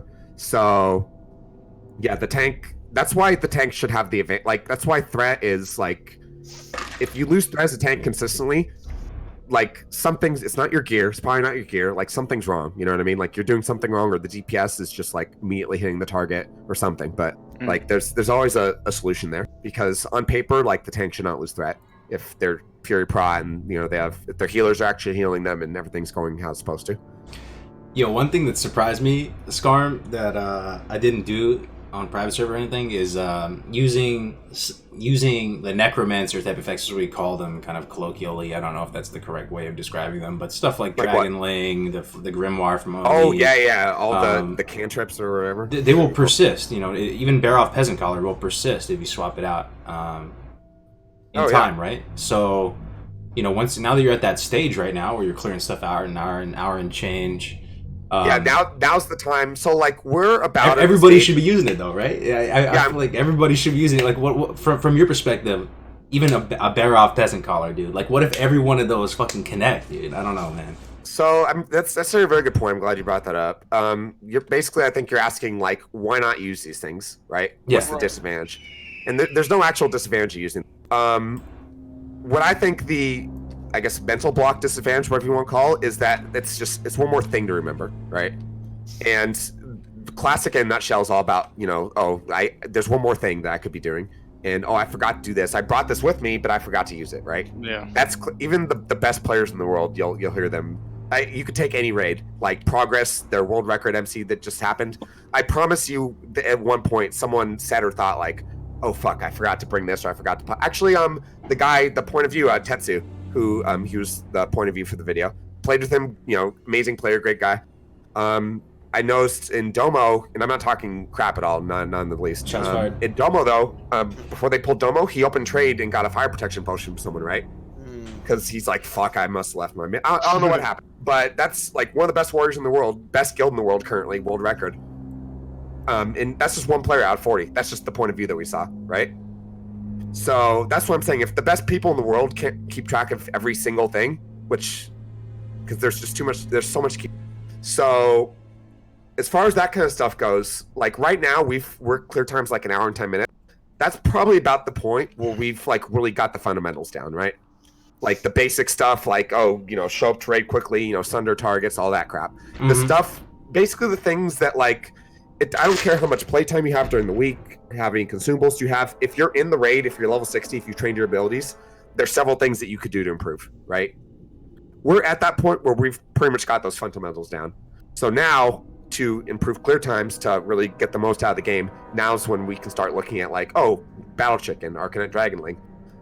One of the things the progress did was when they ran from Domo to Ragnaros, every single person put a Skull of Impending Doom on and like nifty stopwatch so they could run there faster. Right? That's sick. Yeah, no, that's sick. That's a lot to coordinate for like a minute of run for like what? Yeah, not a minute, like but it's something, right? That's what you do when you're on the top. When those you're like, how the fuck do we effects, they're not that bad to manage though, man. There's not like you have the Grimoire, which is going to be available not every fight, right? But like probably like every 3 fights or something, you'll have that. You got the Dragon Link for 1. You have the Bear Off Peasant Collar like crazy. Like you always have something, and if you just put that in your mind. I feel like everybody could use that, man. Like just one thing I do want to say too, and I think maybe this could start a conversation. I don't know, but the one like I'd say probably the main thing that holding people back from doing that, also for the most part, is that you have to trust your team, right? If you have all this shit ready in your bag and you've gotten all these buffs, but then you can't you don't even trust your raid not to wipe necessarily. Yeah. Like what's the point, right? Like why are you trying so hard? So like everyone has to be on the same page. It's a collective effort, and that's how. Absolutely. We're doing pretty good. We have our 11-minute MC. That's pretty good. Yeah. But then you got progress that could do 2 MCs in the time it takes us to do 1, right? That's a huge difference. Yeah. And that's because everyone's, and we're getting there. We're getting to that trust level, but that's what it is. It's just everyone has to trust each other. Absolutely. Individually, one person doing all that is not much. But all 40 people doing it and trusting each other to do it and actually showing up and being teammates, it's hard. It's fucking hard to coordinate 40 people to do that. Yeah, it's true. But you don't really lose a whole lot if you blow your Bear Off Peasant Collar. But no, how much damage does Bear Off Peasant Collar do, bro? I've never calculated this shit. It feels like they kind of slap though. Oh, they do, yeah. They slap, right? Like if you just throw that, if you pop it and then you just throw on your other trinket. Yeah. So actually, funny story about that specifically. I haven't seen it on Classic yet, and who knows if it would be the same. But on private server, there was a clip of a warrior named Zult. He's a streamer. He streams it. He's in progress, I believe. I think he's in progress or apes. He might know. There's a clip of him on private server on Molten Core. Where Baron Geddon is. Yeah. Yep. They were clearing that trash, and Geddon was padding away. Or no, I think they pulled Geddon, but then like the peasant collar went after like a dog or some shit. It just pulled like half the raid. Yeah, and they wiped. So. Oh my god, dude. You gotta be a little careful. When I was I had the Cthulhu tentacle, right? This wasn't me. This was someone else. Really, but we were playing like Gehennas, right? And someone popped the tentacle. The fucking tentacle like made a beeline for like Gar. I don't know. I don't even think it's supposed to move. This is probably private only, but yeah, it pulled like half the goddamn instance on us. So sometimes with those like pet trinkets, you got to be a little careful. Yeah, I mean, if you have 40 people doing it, the chance of one of them fucking up doing something bad is higher. Right? Like, but if you were just like meat grinder through shit, like if you look at some of these clear times, they're just pulling stuff into the fucking meat grinder. It dies like it's a fucking kobold with a candlestick. Exactly. And then, like, in a guild like that, they'll get to a boss and they'll say, what we did in Salad Bakers is that the battle chicken is a 15-second cooldown, right? Yeah. Or 15 minutes. So, like, each boss, we would pick out 2 melee from each group to do it. So that by the time the third melee did theirs, the first one would be back up. So, and then we had that on a spreadsheet beforehand. So, like, I knew, for example, like, Patchwork, Noth, and Gothic, I think, was when I popped my chicken. And I knew that because I looked at the spreadsheet and I studied it for 30 seconds. And so, like, on those fights, I would just put it on as soon as you drop combat from the pull before the fight. You pop before the pull, you put on your other trinket, and you just do it. And but that's one of those things where like if you don't have everybody actually putting that effort, then it kind of falls apart. I mean, I was watching the pool like that they did on their whatever 30-something minute pool it was for raid MC that it was for Onslaught. Yeah, Onslaught and okay. speed pots and all the healers, major mana pots between pools and on trash, don't drink, pop a mana pot. Yeah, don't drink, major mana pot, all this. The amount of money that goes into that, I could just imagine. But GFPs on trash, dude. GFPs on trash. Yeah. Believe it or not, that might be less money than it takes an average guild popping consumables that wipes or just takes forever. Hey, that's actually, not a big true, dude. yeah. Big true. How many shadow power elixirs do you pop throughout it? That's one get to Varthas, for example, 30-minute duration. That's their entire run. Right. Yeah, you can make that gold back easy. You pop one of everything, and then you're good. That's a big true. That's a big true, man. Yeah, especially because you're only using if you're doing. No one's dying. And no one's you're going fast. Yeah, that's you can also kind of chill like after you get true buffs. That's 2 hours. Like, I don't have to like log out immediately. Yeah, true, right. Like I can kind of take my time. So that's just it's the byproduct of everybody being on the same page like that. That's what it is. Another thing I want to bring up too. You were talking about consumables. We're talking about rating. I don't know if this is the same on your server, Scarm, but the cost of everything is so retardedly high, dude. Like the economy, everything is getting so expensive. Help me out in the chat here if this is a similar experience you're having, or if it's not the way on your server, but everything is so expensive. For the first time since the game started, I'm having a little bit of trouble here, man, trying to keep up with the I'm broke as fuck, with the man, consumes, the needed consumes. I'm not. Yesterday was the first raid I did in Flask, man, and I felt scummy, but I got toe up with it, so it kind of made up for it a little bit. But I didn't flash yesterday because this shit's like 200 gold. Like I don't know. Flasks are a little nuts right now. The black lows are a little. Black lows are the one thing where it's like those are pretty ridiculous right now. If you don't want to flask every raid, that's fine right now.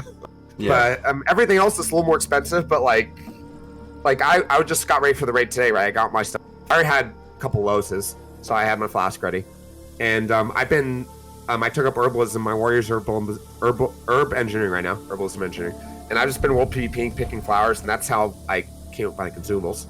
And so it's pretty much like I didn't really spend any gold preparing for the raid today. I just stuff I farmed, or I do play a lot, so there's that. But it's nice as a healer. Like I have healers don't need as much mana pots. Yeah, I have mana pots, demonic runes, and I'll have my food, right? My MP5 food and shit like that.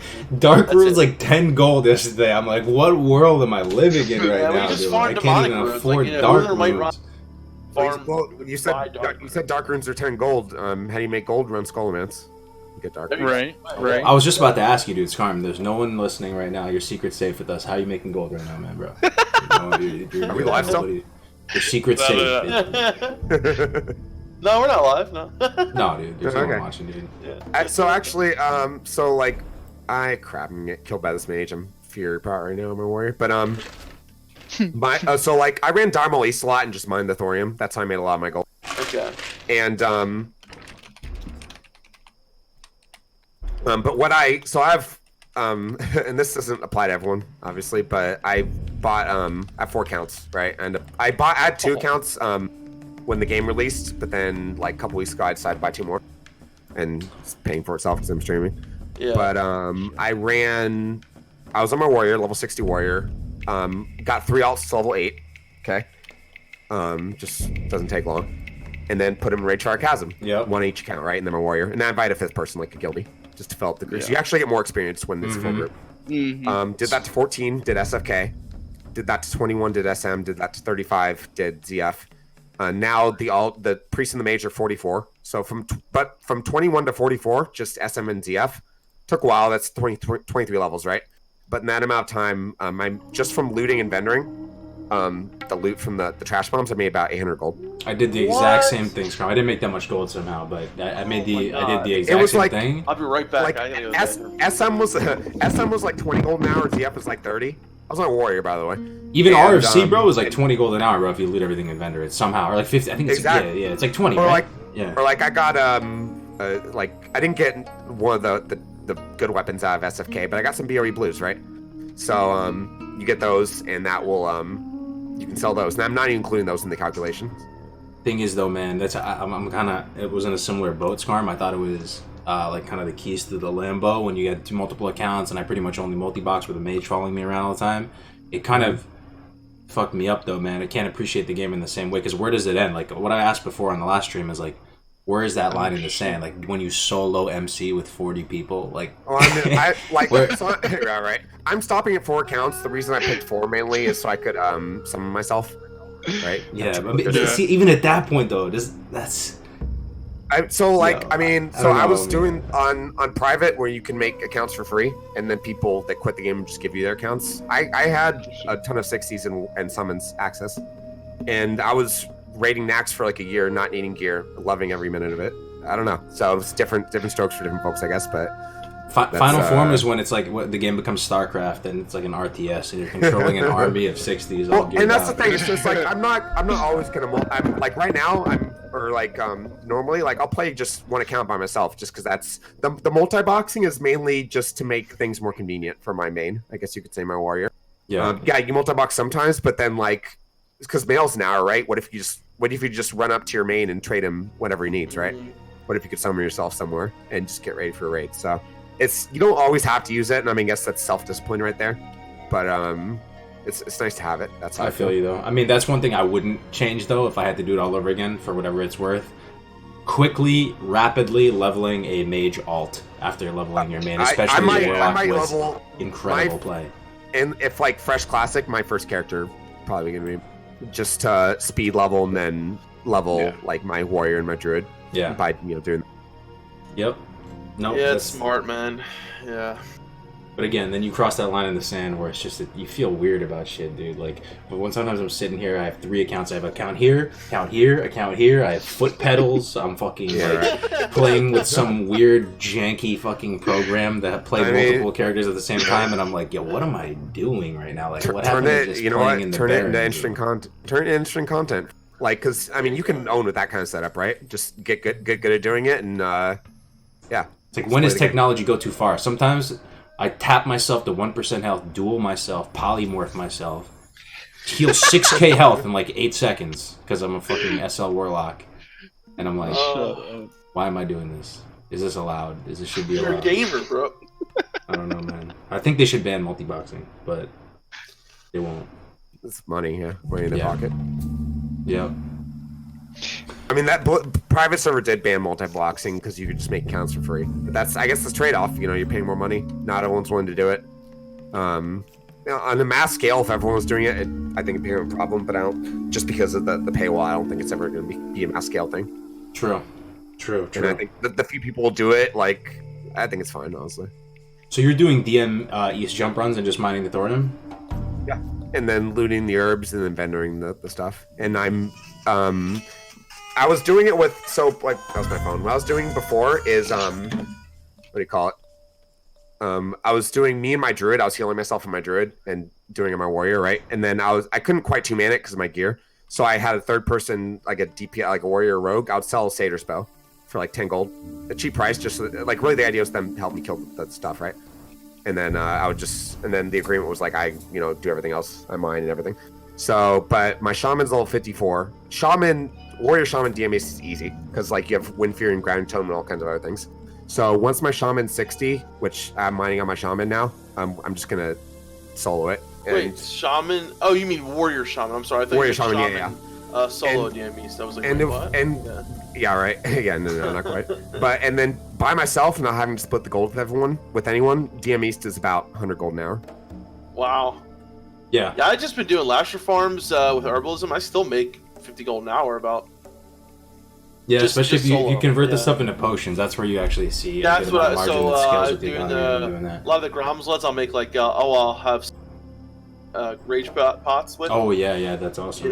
That is awesome. Then, I just make a ton of dream foil, man. And honestly, I can get away with a few if you know where to go. So I don't just do the lashes. I actually go in a little bit and I kill a bunch of the satire guys. I kill like 3 or 4 of the stealth ones. Yeah, they drop demonic rooms a lot. They drop fellcloth a lot. And then I can also usually get 1 to 2 ghost mushrooms per run as well. So it's a little bit longer per run, but I get a lot more for it, I feel like. I've been struggling with gold farms right now. Sorry, I mean. I'll be right back 1 second. Sorry, I have to use the bathroom. No worries. Okay. Yeah, I've been struggling with gold farms myself. And I'm not doing DM East or At that Epic Mount, some of the though. more lucrative gold farms.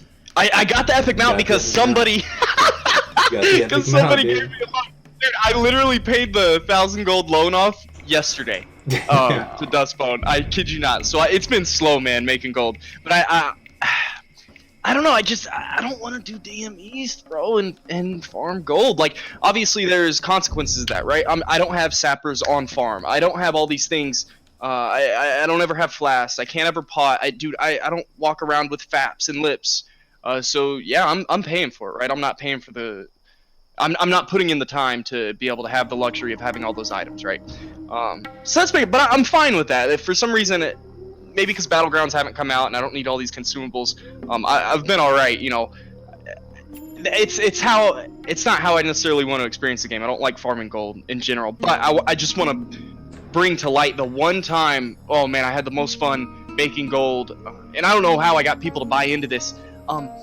But guys, you can be extremely creative with making gold. I can't tell you, mages are making 100 gold per hour sitting in Kargath selling portals right now. I kid you not. Especially with World PvP out, dude, and everybody's Hearthstones in Kargath. Mages, you know, those first 5 days were making 1 to 150 gold per hour. I shit you not, dude. One mage from our guild was out there in Ajara by the fucking Baron Aquamentos guy selling portals. No! He was charging like 5 gold a portal or something, and people were like, fine, dude. Yeah, so I just want to. One of my favorite gold farms was early on. You know, I got a couple pieces of loot in MC.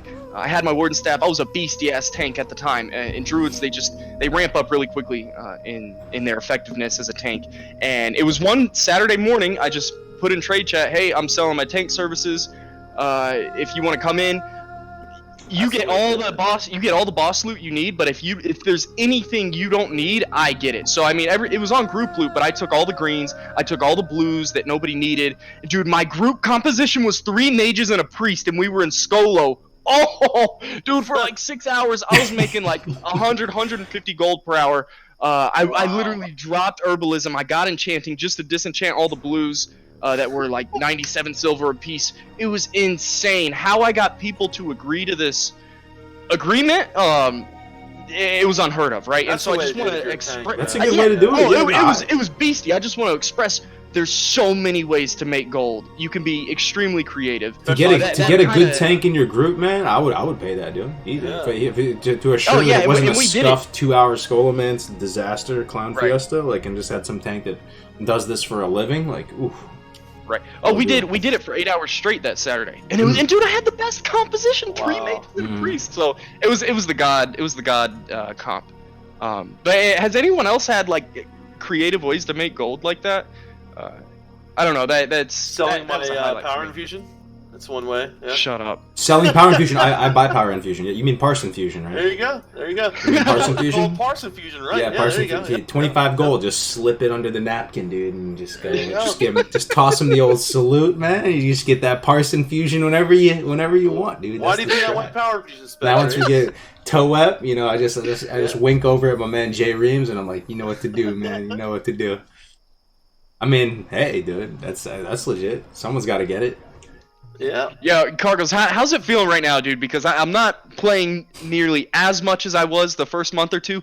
Dude, guys, we were rolling around with Cargos, a couple people in the guild, and we were power leveling ourselves. Dude, Cargos was hiring people. Port over here, summon 3 guys over here, 15 gold tip. I mean, Cargos was just shelling gold out left and right. He was feeling like a boss. Yeah, I was making some money. Dude, times are hard, man. It's starting to slow down. Dude, I had thousands of gold a few weeks ago, gold man. the other day, so. But this is what happens. I had to borrow 150 off Melderon for because I've been waiting for so long to get my goddamn Van Braces of Prophecy because they would not fucking drop, and they were never in the auction house. I saw them in the auction house for one day, 600 gold. I said, "Fuck it, I'm buying them." 600?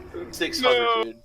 Oh man, that makes me feel better. I paid $350 for my Fellheart ones, and I was like, oh well, they're so rare. They're so rare. The prophecy. Yeah. It's like you never see them ever, ever. Yeah, true. Yeah. That's crazy, man. I mean, dude, this is what happened. This is what happened to me. I haven't been able to play as much as I was in the first couple weeks, right? So, I would basically kind of raid log, and I would log in, and I would buy consumes. Even though I could make them myself, I just didn't have the time. I would just buy them at the market rate. Yeah. That shit bankrupted me, man.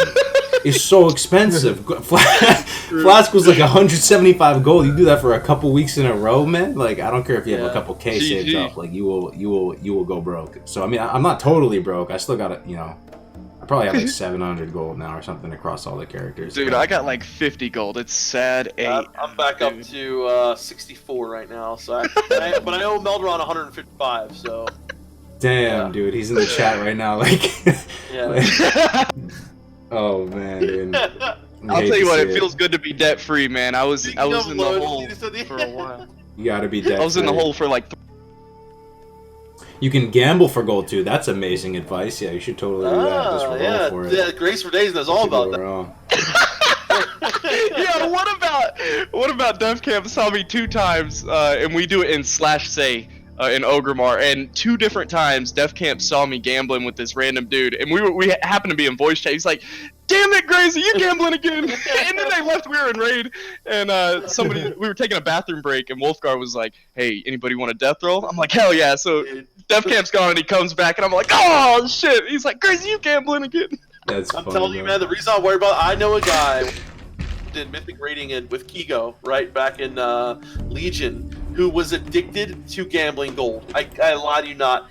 Oh, I believe it. He was borrowing money from everyone. Oh, I swear I'll pay you back. I swear. Gambling all his freaking gold away, and then he was up one time like he had so much gold, and within like a couple days, gone. It was all gone. Damn. All dude. Gone, dude. All fucking gone. Yo, should I tell people about the wool cloth though? Oh. No, that's embarrassing, dude. Do it, man. You already brought it up. There was someone in the guild that claimed. There was someone in the guild that claimed he was a, Wolf on Wall Street of the auction house, gold capped on like 50 accounts. Motherfucker like had infinite gold on retail, dude. He was a boss, dude. Like he was like, yeah, dude, I have like 6 years of classic game time paid off. It's all good. Like that's what I like to do. Like I use this awesome add-on called Auction Master. And he was hyping himself up. He almost had 20,000 gold, right? He was hyping himself. You were there, right, Grace? He was hyping himself up big time. So me, dumbass Cargo, is looking at him all wide-eyed, like, "Oh, really, bro? Hey, man, like, you don't need to throw me some fish, but if you could teach me how to fish, like, I'd be very appreciative, Like, I'm like, hey, I'd love to learn how to, get involved on the auction house stuff." So he's like, all right. And I'm thinking like the Wolf on Wall Street's taking me under his wing, and I'm about to be making some bread. So I'm excited. He's fucking flexing. But every time I ask him a direct question, like I'm asking him like, all right, man, like give me, what are some tangible, like, small strategies? I have like maybe 1K gold I could play with. Like give me like a real, like visceral, tangible breakdown of like how you do it. And as someone who makes guides and stuff, you're used to kind of having to break stuff down. You just give me these big ambiguous answers like, hey, man, you just gotta buy low, sell high. You just gotta watch the market. You just gotta keep watching the market, and you'll find something to work with. And there's some. You ever have those people in your life? You ask them a question, they just give you some fluff, dude. It's just, and I'm like, all right, like, so come on now, like, can you give me an example of something that I could get into, just with, I don't have big money like you, but with 1K gold, something I could get into, one thing I could get dabble with. And he's like, all right, I got it, dude. The wool cloth market. You gotta go for it's a fantastic market to work with. So I'm like, oh, okay, wool, all right, man. Like, why is it so good? And he's like, it's just, there's always a demand for wool, and just hyping it up. And I'm like, all right, I'll give it a shot. I download that. The add-on was actually pretty good, Auction Master. Uh-huh. But I attempted for a solid couple days under this dude's guidance to buy all the wool on Scarab. I had fucking like 10 alts with full bank slots of wool. And I was like, oh shit, man. Like, you reach a certain point where you invest a certain amount, and you're like, okay, I've committed, man. I have to follow through with this. Like, I can't just half-ass it. Like, so for a few days, I bought all the wool under a certain benchmark. And I started selling it at a high amount, right? And I sold a couple here and there, and they were selling at a high amount. But here's the thing, like, you will never be able to keep up with the new wool coming onto the market. So I'm sitting there just bankrupting myself, like, oh no, there's another 300 wool up? Fuck. Like, just buying all the wool, dude. All the wool. Buying it all again, right? And I start trying to sell it, and people in the guild are whispering, like, yo, fuck you, man. Why I just bought a stack of wool for like 4 gold, dude? What the fuck is wrong? Like, I'm getting hate mail. I can't keep up with the supply and demand. And to this day, I have a couple of guys that are just inundated with wool, their entire inventory. Eventually, at some point, I was like, whatever, man, I'm just gonna sell what I can and try and make it back up. Cargos, I love you, man. That was a massive L. That was a massive L I took. You got like 4 characters just full of wool now. Full of wool, dude. I learned it. And then someone was telling me, I asked someone else who I knew had gold. I was asking like Gaber or someone in the guild who's known to make a lot of gold. He's like, bro, you can't fucking control the wool market. The fuck is wrong with you, dude? There's so much cloth. Like, you can't control that. I got you. Wool, man. So I would be, be cautious of the advice that you get handed out. Dude, that man. shit was funny. Turned out the dude that had unlimited gold didn't even have an epic mount too. Remember we found that out later. That was funny, dude. Dude, it's real life, man. I'm telling you, classic. You run into all those characters. Gamblers. Cargos the wool master. Dude, the wool. People still troll me about that, man. If I did, like, I probably lost. It wasn't that bad, but I probably lost like 500 gold from that whole thing.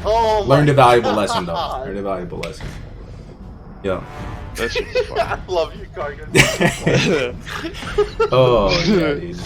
If you're gonna try and control a market, do something that you like know really well, and don't only control, like, if you're gonna control sappers, for example, don't just control sappers, control solid stone, because solid stone, you need solid stone to make sappers at like a crazy ratio. You got to control the stuff that makes what you're trying to control as well. Man, I major learned a lot. monopots, or if you can get the fucking, like, I found one thing is just going out and farming, because I get a lot of dreamful, right? And then I'll go out and get some ice cap, and you go out the winter spring, get some ice cap early in the morning, and you can turn that into so much gold by making major monopots. My god, man. So has anyone, dude? I'm too scared to invest in the market. I've never done it. I don't ever want to bite the bullet, man. Man, a heads up play. What was I looking? I was looking at it earlier. Refined deep rock salt. Is that what it is? Dude, there was so much. If I could do this again, there was so much hype for, and I even made a video over it. The Mooncloth and Arcanite bar transmute. Dude, this was the funniest thing. The first month of Classic, there was a greater demand for arcane crystals for the transmute than there were for the Arcanite bars. It was fucking hilarious. But man, if I would have gotten into the leatherworking profession and gotten like refined deep rock salt, I don't know, maybe that'd be a big brain play. But I always feel like I'm always one step behind. Like, Scarm, have you ever pulled anything off? Have you pulled anything off in the market since Classic's been out? Like, have you ever been ahead of the curve? Like, small flame sacks, that was a thing for a second, and I farmed a bunch of those, and I've just never really. I suck at the AH, man, in Classic right now. I bought a couple hundred of Ellie Earth for 10 silver each. Ooh, same here. Yeah. Nice. I wonder how many people did that. I bought a bunch of oily blackmouth for like 50 silver a stack. Shit. And I've made about 300 reaction potions. So I haven't been like buying and selling. I've been buying and using stuff that's cheap. Currently, I'm buying stone scale eels for 250 gold a stack, as much as I can, because greater stone shield potions. Yeah. If you're a tank, those are your candy. Those are your best friend. Fire Bloom's gonna go up later too. Fire Bloom will they are. Yeah. And the Fire from Snapper for for mage. Yeah, so there's a lot of things you can hold on to now, but I wonder how many people are doing that. And even if there are a lot, though, you'll still make money off of it. We're encouraging our guild to do that. Yeah. Great moss has gone up. Yeah, stuff that if you can just pay attention. Honestly, if I could just give general advice, look at a phase calendar, like phase 1 through 6. Look what's coming out. Like phase. See, you've never played the game before. Go to phase 4. Go to Zol Grub. You're like, what's Zol Grub? Google it. Look at it. Read the strats. What's used there? Oh, well, let's go to AQ as a better example. AQ nature protection. Yeah, wizard oil, nature protection potion. Exactly. Like, what does wizard oil take to craft? Yeah. Oh, large potent shards, 2 each. Oh, Yep. those might go up in price. Yep. Maybe I should buy some for cheap now, or maybe I should just save them. You know, like that's all it takes. Pick anything you want. There's so many examples. There's endless amount of examples almost that you could use. Wizard oil is mine that I'm banking on, man. I'm the one that I'm not gonna say anything.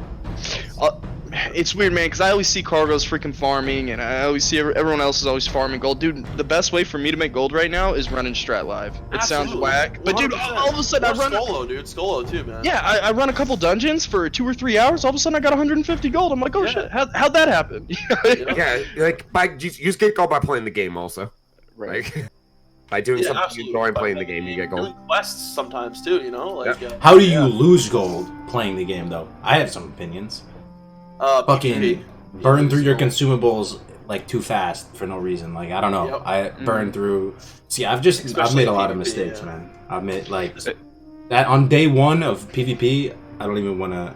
I'm kind of scared to even look at my bank.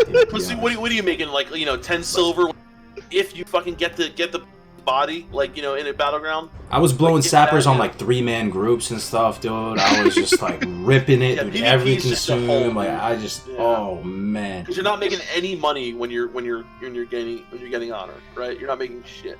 Yeah. You're just spending money off of, and these things are expensive, right? You know, lips, major mana pots, major health pots, fucking faps. It's just free action potions, and it's just like, you know, sapper charges and grenades and all these things, and shit really adds up. Yeah, it really adds up, dude. Yeah, the sappers are just disgusting too. Oh man. Yeah, one thing that makes me laugh, Cargos, and I mean, me and Def Camp, we kind of view rating the same way, but dude, we don't look at parses. I know there's 2 different sides. Some people are very competitive with parses, and that's fun to them. I save so much gold by not flasking, by not I don't do my full consumable list. We're still clearing content. Obviously, that, you know, we could go down a rabbit trail, but I save so much gold not pulling out all the consumables, at least for the content that we're at right now. And I think it's whack too. Like, all the speed clears right now, they don't matter, right? Like, speed clears are going to be a big deal at the after Nax, whenever everybody's maxed out. That's whenever everybody's going to be blowing their load, right? Or maybe there's room to flex right now, but yeah, I mean, they I'm matter excited. For whatever it's worth, you know, like that's the content out right now, and you're clearing it the best, right? True. Like, you get the most clout for it and stuff like that. What Scarm said before earlier, though, sometimes you invest in consumables to clear stuff way faster, might actually make you more money because you can get back to farming gold or doing whatever you got to do, right? Yeah, that was a huge point. Yeah, I don't really. And also, some classes have to invest in. As a healer, you're kind of lucky, right? Because you really don't need a flask right now, especially when fights aren't lasting that long. You know, Supreme power, or whatever. Like, what's the point? As a tank, though, you know, like if you want to, you know, like especially during progression or whatever, you know, or a DPS, and you know, there's other ways that you want to try to get and you know, have a lot of more consumables. So as a healer, it's definitely nice knowing that, you know, like only so. I mean, and it could be a little expensive, right? But I feel like as a DPS, like you said, Gray, especially someone who wants to, you know, get the most out of their parse or whatever, and like I can still parse really fucking well and not even use have that many, which is nice as a healer. That's true. I mean, yesterday was the first raid. I didn't go raid spec. I was SL raiding, and I didn't have a flask, so it was double. I felt very strange raiding in that state, but it saved a lot of money. Let me break it down how much one raid costs. So you have the 100 golden respec costs, because you got to go 50 there, 50 back, right? That's 100. Keep up. The chat will keep up with how much it costs. You got a flask of supreme power. Market value is about 175 gold right now. So you're at 275, right? Then you got to buy sapper charges. Let's say you get 12 sappers that you might need in a night. So that's 12 times, let's say, 3 gold each. That's another 36 gold right there. So someone added all up, man. And then you have mana potions, right? I use superiors because the majors are so expensive, right? Then you have lips, just in case, right? In case something bad happens. Then you have dark runes, which are like 5 gold a pop right now as well. You got the rum tuber surprise, those are cheap, but still, man, like it's something. Daniel. Then you got greater arcane elixirs. Those are about 4 gold a pop. Then you got shadow power elixirs. Those are about maybe 3 gold a pop, right? Space. Then you got what else am I missing? There's fire resistance spots. Yeah, fire resistance spot, right? The lesser ones, and we use 2 GFPs for rag. Then you got band-aids, right? That's expensive, man. That's like maybe what 400 gold or something every you know. And if you're not actively farming and you're raid logging, I just farm right off now. shit, That's man. why Like I rarely buy shit in the auction house that I need. Like if I don't have the profession, I'll get the mats, farm the mats, and ask somebody who has a profession to make it for me. You know. Yeah. But, Yeah. So sometimes, like, you know, yesterday it felt a little dirty doing it, but we're still okay on the meters, right? And you saved 200, 200 gold. Well, here's the thing. Like, I don't think anyone should show up into a raid in PvP spec. In PvP spec? Yeah. I mean, we made that a rule in our raid, actually. That one, like, I mean, if you're a shaman, right? If you're like an Ellie shaman, but why should a warrior, right? A warrior cannot come in the raid in a PvP spec and think he's going to be spamming Mortal Strike and shit, right? True. So if a warrior can't, you're messing with debuff slots at that point, though. That's like another. Exactly, that's what I'm saying. But like, so then why should a warlock come in and not be S? I mean, well, here's my thing on it, though. Here's my thing on it. I'm curious about Scarm's opinion on this. I think you set a benchmark based on parses, dude. Good in PvP and in PvE, right? So, and like our argument was, now you're gonna have all these people who want to come in a PvP spec just because you came PvP spec, right? Well, why is it fair that he can do it? Well, you know, at least if you're SM Ruined, you can still PvP, you can still PvE. But if you go like SL, man, I don't know. That's kind of just look. Like I still had some 90+ parses as SL yesterday, DefCam. And here's the thing: I'm really curious about Scarm's take on this, because IMO, your raid, you know, you set your serious level, whether you're casual, semi-hardcore, hardcore, whatever, and you set, if you were to set some sort of benchmark for, like, I'm going to parse at this certain level. Not to say parses are the end-all, be-all, best thing ever, right? But to parse at a 50 percentile or something, dude, you should be able to do that, man. And if you're able to perform at the standard, right? You set a standard, you perform at the standard, you're doing your job, right? Here's the thing: we're a casual raid, right? By all definitions, but we still expect, like, we're a PvE oriented guild. You should come into raid PvE oriented. Like, we should not be especially like when we're going around like progressing and shit like that. I understand you're on farm now, but if you're having issues with other people in DPS, now you have other people showing up with, in a fully PvP spec. Like it doesn't work for like a priest who wants to say, "Oh, I'm gonna go shadow, and I'm gonna heal the raid in shadow and then go rest." Like, no, that doesn't work. Like, you're gonna be a shit healer. And then he says, well, Joe Schmo, the mage, he's elemental spec or whatever. Why is he allowed to do that? No, I'm not. Because you could say he's still performing above the standard. Like, he's top 10 DPS or whatever you want to. I understand that, but you have to kind of like there are certain specs. Spec because they can still heal really well and be in like, you know what I mean, and have like nature swiftness and shit. But other than that, and we had to have a big talk about this with our class leads and shit, because it's really not fair to everyone else, in my opinion. What do you think about this, Scarm? Setting a benchmark for parses, or just having a requirement of you can't be PvP spec, or your perspective? So generally, like, you gotta ask why. Like, so ask the person, why are you showing PvP spec? Usually, like, the answer is usually simple. It's like they don't want to spend the gold on respecking, right? Excuse me. So that therefore an exception might need to be made. If they want to show PvP spec, like, you might need to make an exception for that person. But it could be that they're like, let's take an arms warrior, right? Take an arms warrior as an example. In Molten Core right now, let's say that an arms warrior happens to, like, a certain arms warrior, right? Say Cargos the arms warrior, right? He happens to be able to just compete on meters. Like, he's doing as much damage as the Furies. He's just a good player, but he's arms right now. The reason why he's raiding his arms is because he pulled aside the guild leader or his costume or whatever and said, "Hey, look, I want to raid his arms." Okay. The reason for that is because I'm PvPing a lot. There's a lot of consumables. Just make a case for yourself. Be like, I'm spending money on this, and that. PvP is expensive, right?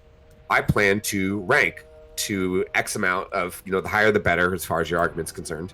Because I want to help the guild PvP. I want to get the gear for raids. And so this is what I plan to do. And I still want to raid. I still want to show up, support the guild, and pull my own weight. But I'm asking you, can I raid his arms? I can still put up the numbers. And if I don't, then, we can talk about it. And the one debuff Mortal Strike, chances are your guild's maybe not utilizing all 16 debuffs anyway. A lot of the time, if you ever see like a number of deep wounds on the target, there's debuffs that could be put up. You know what I mean? Doesn't Mortal Strike have a higher priority than a lot of other? It does, but it's like, again, it's if you're only using like 10, 12 debuffs anyway, there's 16 total. Yeah. Mortal So we Strike's not still gonna are push having off some anything. problems with some of our debuffs too. So not on all fights, but sometimes. So Like, if you're not using Annihilator, you're not using as many debuffs we as are. you could. Yeah. Like, okay, so yeah, but it's like that. You know, debuffs are right now, especially like no one has Thunder Fury. That's 2 right there. There's no Ignite. There's no Fire Mages. So like, there's actually like usually some debuffs to spare right now. Is what I'm saying. So we have Shadow Priest, and we have a lot of meme specs too, though. So Yeah. So like, if people are in this, you know, it's the whole guild atmosphere. Like, if everyone's okay with it, if your whole guild like loves this arms warrior, maybe he's just has a good personality. You know what I mean? Yeah, I guess it has to do a lot for real. with this. Yeah. Would you rather have you're- a min-max absolutely spec right. perfect for raiding, but they're missing world buffs and they're not flasking? Or I would Yeah, rather let take me- an SO Warlock with a flask and a toe-up and all this Yeah, that's still going 90 let me- plus.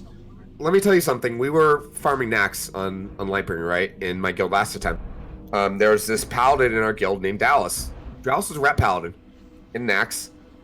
He had Might Menethil. He had like Kiss of the Spider. He had all this gear where you look at this and you're like, what? Like, normally, if this was put it this way, if someone in my stream came to my stream and and I didn't know this person, they just linked me this random rep paladin and he had all this gear, like let's say like phase 6, right? I would be like, what the hell? I'm like, who the hell gave all that shit? I'd have a negative reaction to it, right? Mm-hmm. Dallas, on the other hand, I fucking love this guy. Everyone's raid with him. He's like just charming. I don't know. It's like he's just a great guildie to have. Helpful. Will bring repair bots. He'll heal when asked. He'll nightfall when asked. But when he's able DPS, he will. He'll flask. He'll put 110% effort into it. And as a result, no one got mad having him in the raid. No one got mad at him getting loot. And that's how it was. And there's no drama. And he was the exception to the rule. You know? Right. Yeah. Anybody could do that if they put That's enough the effort thing, though. into it. If you're showing up to raid and you have flasks and all like that, then you should have money to respec. Like, you know what I mean? So it's kind of besides the point. But like my main issue is like, no, what I mean is like, and that's like in his scenario, like I would have felt the same. Like, obviously he's doing what he can do to bring, you know, as much as he can to the raid, right? But if you're coming to raid and expecting, you know, to have no world buffs, to have no consumables, nothing like that, and be in PvP spec, and that to be okay. What if you're still top 5 DPS though? Like, what if there's a benchmark where you're somehow achieving it? But here's the thing, Cargos. Like, as a byproduct, all those things that he just said about like you're not consuming, you're not going to be top 5 DPS as a suboptimal spec. That's just as a byproduct, you're not going to be top. You can on DPS. some fights. You absolutely can. I mean, it depends what class you are, right? I mean, for me, Well, we're talking about the type of player who's like takes a very casual approach to raid. He's not gonna give a fuck. He's like, you think he's gonna bring Faps to Gehennas? No, he's gonna get stun locked. Exactly. I'm just speaking selfishly for my position. Like yesterday, I showed up as SL, right? I still was SLSB, Well, so I still a good player, had Cargos. We're not I'm talking talking about like in the whole, right? Because what's happened, I think the other thing that happens too is like one person might see that and say, "Oh, this dude's doing it." That's why you have a standard. He's not bringing anything. It brings a negative connotation to the raid. We're saying, well, he's bringing no consumables, nothing like this. Coming in a PvP spec. Well, I'm gonna fucking. What's the downside? Chat, rip me apart too if I'm missing something here. What's the downside of coming together as a raid and saying this is the standard we're going to expect from people? Well, we don't care how you get there, but you need to get to the standard. That standard could be at 50 percentile, could be at 40 percentile, could be at 60, 70, 80. Well, and so I agree with that for the most part. I think it's good to set a standard like that. And I'm just saying, like, unless there's some anomaly, I'm saying, like, as a byproduct, for the most part, like 99 out of 100 people, if you take an approach to raiding where you're casual and you're not bringing consumables and you're probably not paying attention to strats, you will not meet that expectation. You won't. That's what I'm saying. Like, you will not meet it, and there's going to be problems. And the other thing is too, like, okay, maybe someone got lucky this fight, but like, you know, most fights, if you're doing that, you're not going to do. I'm not saying you, Cargos, right? Yeah. No. You're saying people that are coming with that mentality to show up in a PvP spec, to show up with no consumables, with no raid buffs. You know, okay, you might get lucky on one fight somehow, miraculously, but you know, 99% of the time you're gonna be underperforming. And look, you can't look at because, like, you know, I parse horribly on fucking Lucifron every week because I do nothing other but dispel, right? Mm-hmm. So. You know, you can't look at that and say, "Oh, well, you know, this person's." So you can't just look at parses to see what their role in that specific fight is. every other fight, of course, my parses are better because I'm not just sitting there fucking dispelling other than Baron or whatever. But so you have to take in consideration multiple things that are going on. But I think as a whole, allowing that nonchalant attitude to say, okay, well, I'm going to show up PvP spec, show up without buffs, this, that, and the other. Not only is it bad for that person, but it shows other people that, okay, well, they don't give a shit, so I'm just going to show up in PvP spec, and it brings this mindset to people. For sure. If you don't have a standard, 100%, I'm on the same page with you, DefCam. Because if you have no standard set and you do that, then people are going to copy. Then performance is going to suffer, right? But if you set a benchmark for performance and you go, this is performance based. We don't care how you get there. You can come with any spec you want. You can do whatever you want. You can show up with no world buffs. If you perform at the standard, you're not going to get kicked. If you are beneath the standard, now we have something we can blame and not get all personal and weird about it. We can go, hey man, we all agreed on this standard. You're not performing at the standard. Sorry, it's out of my hands. It is what it is, bro. Like, we're gonna have to sit you. One of our standards that we agreed upon was that people PvE oriented specs, and that was one thing about that, and I agree with that, but at the same time, so like if you say like we set a standard, but we don't care how you get there, but just get there. Right. One of the problems that I can think of immediately is you have to at least invite that person to one raid, right?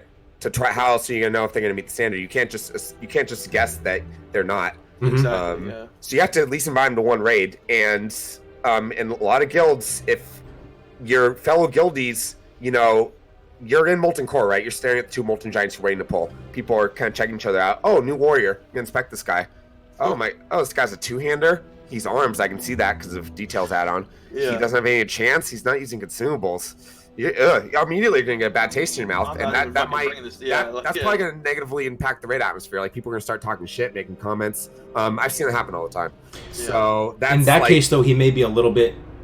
There might not be the ability to finesse a higher. He may actually just be below the standard, though, right? But what if that same guy that you're looking at somehow miraculously, maybe he's using a combination of necromancer effects, perfect sapper charge, he's fucking just pre-popping, doing weird shit. There's always little weird things you can do, right? What if he was? But already he's going going above and beyond by bringing.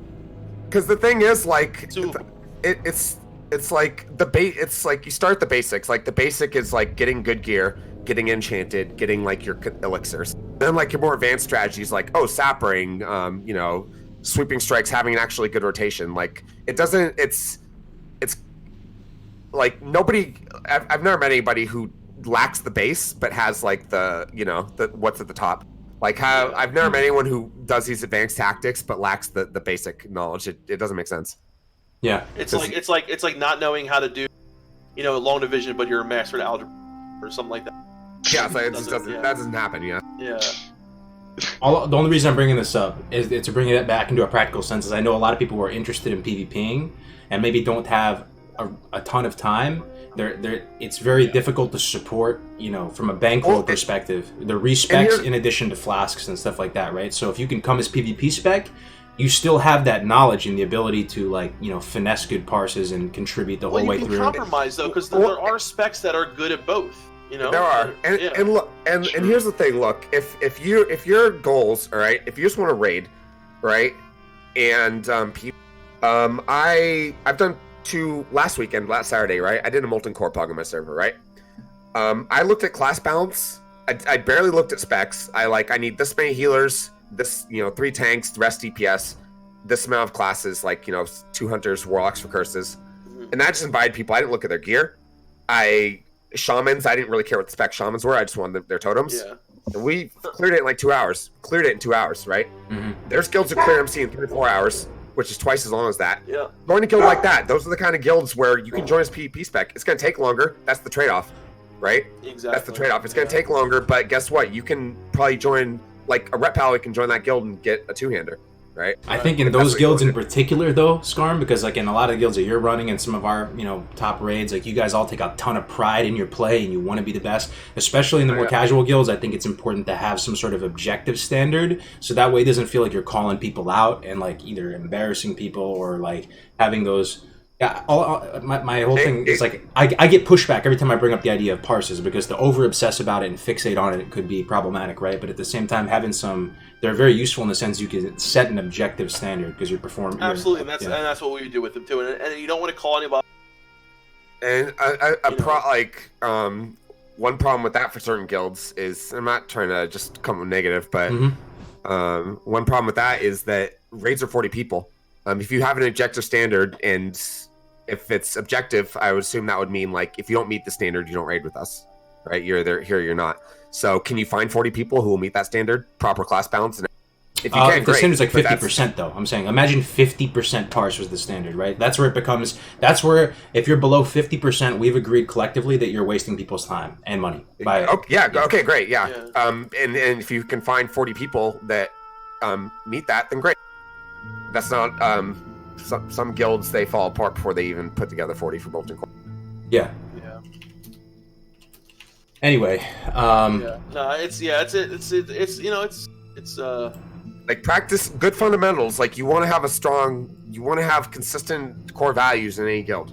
Like values with raiding, values with not being in the raid, how people interact with world chat on forums, stuff like that. You just absolutely guilds want to have rules and values like that, and you want to and somehow keep convincing people to show up week after week. That's how you have a guild. Makes sense. So we're a little bit over now. We've been streaming. It's good though. It's good we're over. I'm happy because we're having good conversations. Yeah. I always love having you on this farm. You two is great. We always have really good conversations. Great. Man. Sorry if that was boring, Grace. But I know you're not. Oh super no, into I the was parses talking and to chat everything. the whole time, and it's hard for me to weigh in on that specific conversation. But it was good. I like listening to it. Oh, one thing. Can I ask this? And just I wanted to ask this earlier, and we kind of wrap up with this. What's the pacing of the rest of this content? Like, how exciting is it going to be for Nax to come out? Do you think Blizzard can still meet that? Oh, geez, I hate to say it, year and a half, because I was thinking 2 years minimum for Classic. But the way things are going, how long do you think Classic is going to milk Nax? Because there's going to be excitement, there's going to be hype. There already is for the next big thing. BGs are coming out. The World Bosses just came out. Dude, whenever AQ and ZG comes out, it's going to be insane. When do you think Nax is gonna hit? I don't know, because I feel like they could hang on to that excitement for as long as they wanted to. But I feel like I brought this up in a weird way, like it didn't fit in this conversation at all. No, I mean, it makes sense to me. I personally, my 2 cents on it is I'm happy with the brisk pace of content.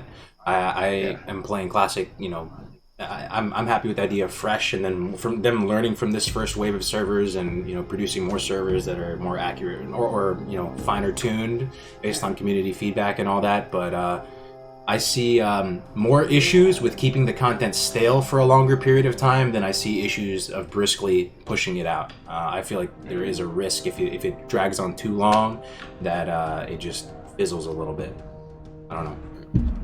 I kind of I don't totally disagree, but I do disagree a little bit. I think it would be nice to know that we have like at least 6 months of say like you were saying, Skarm, of MC and Oni, and then to BWL, and then have ZG come out, have a nice gap between BWL and AQ with ZG in the middle.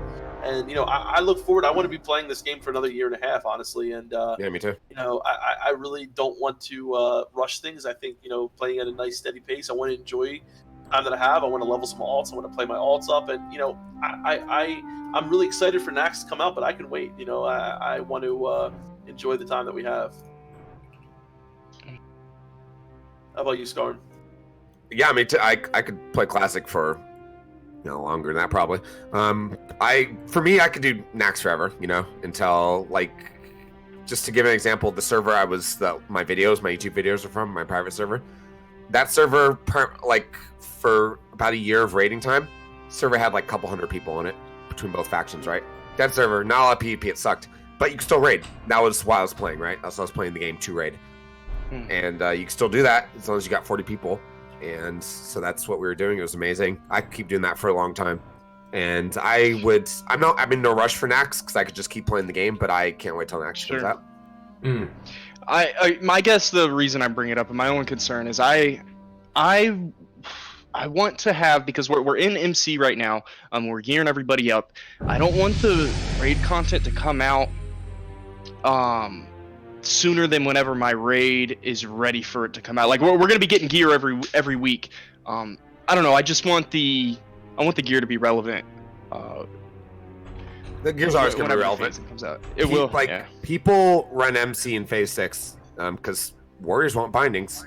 Sure. Casters want toe up. That's the interesting thing about the one thing I've said this a lot about vanilla is if anyone ever played TBC, right?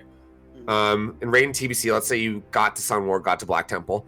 Once you cleared a raid tier, like once you got to Hydro Black Temple, you didn't do SSC and TK. You didn't do Serpent Shrine and Thames Keep, like ever. You just didn't at all. So Classic's not like that at all. Like Multicore, Blackwing Lair, Drake, the 4 trinkets. There's Drake Fang Talisman, Rejuve Gem, Nelthalian's Tier.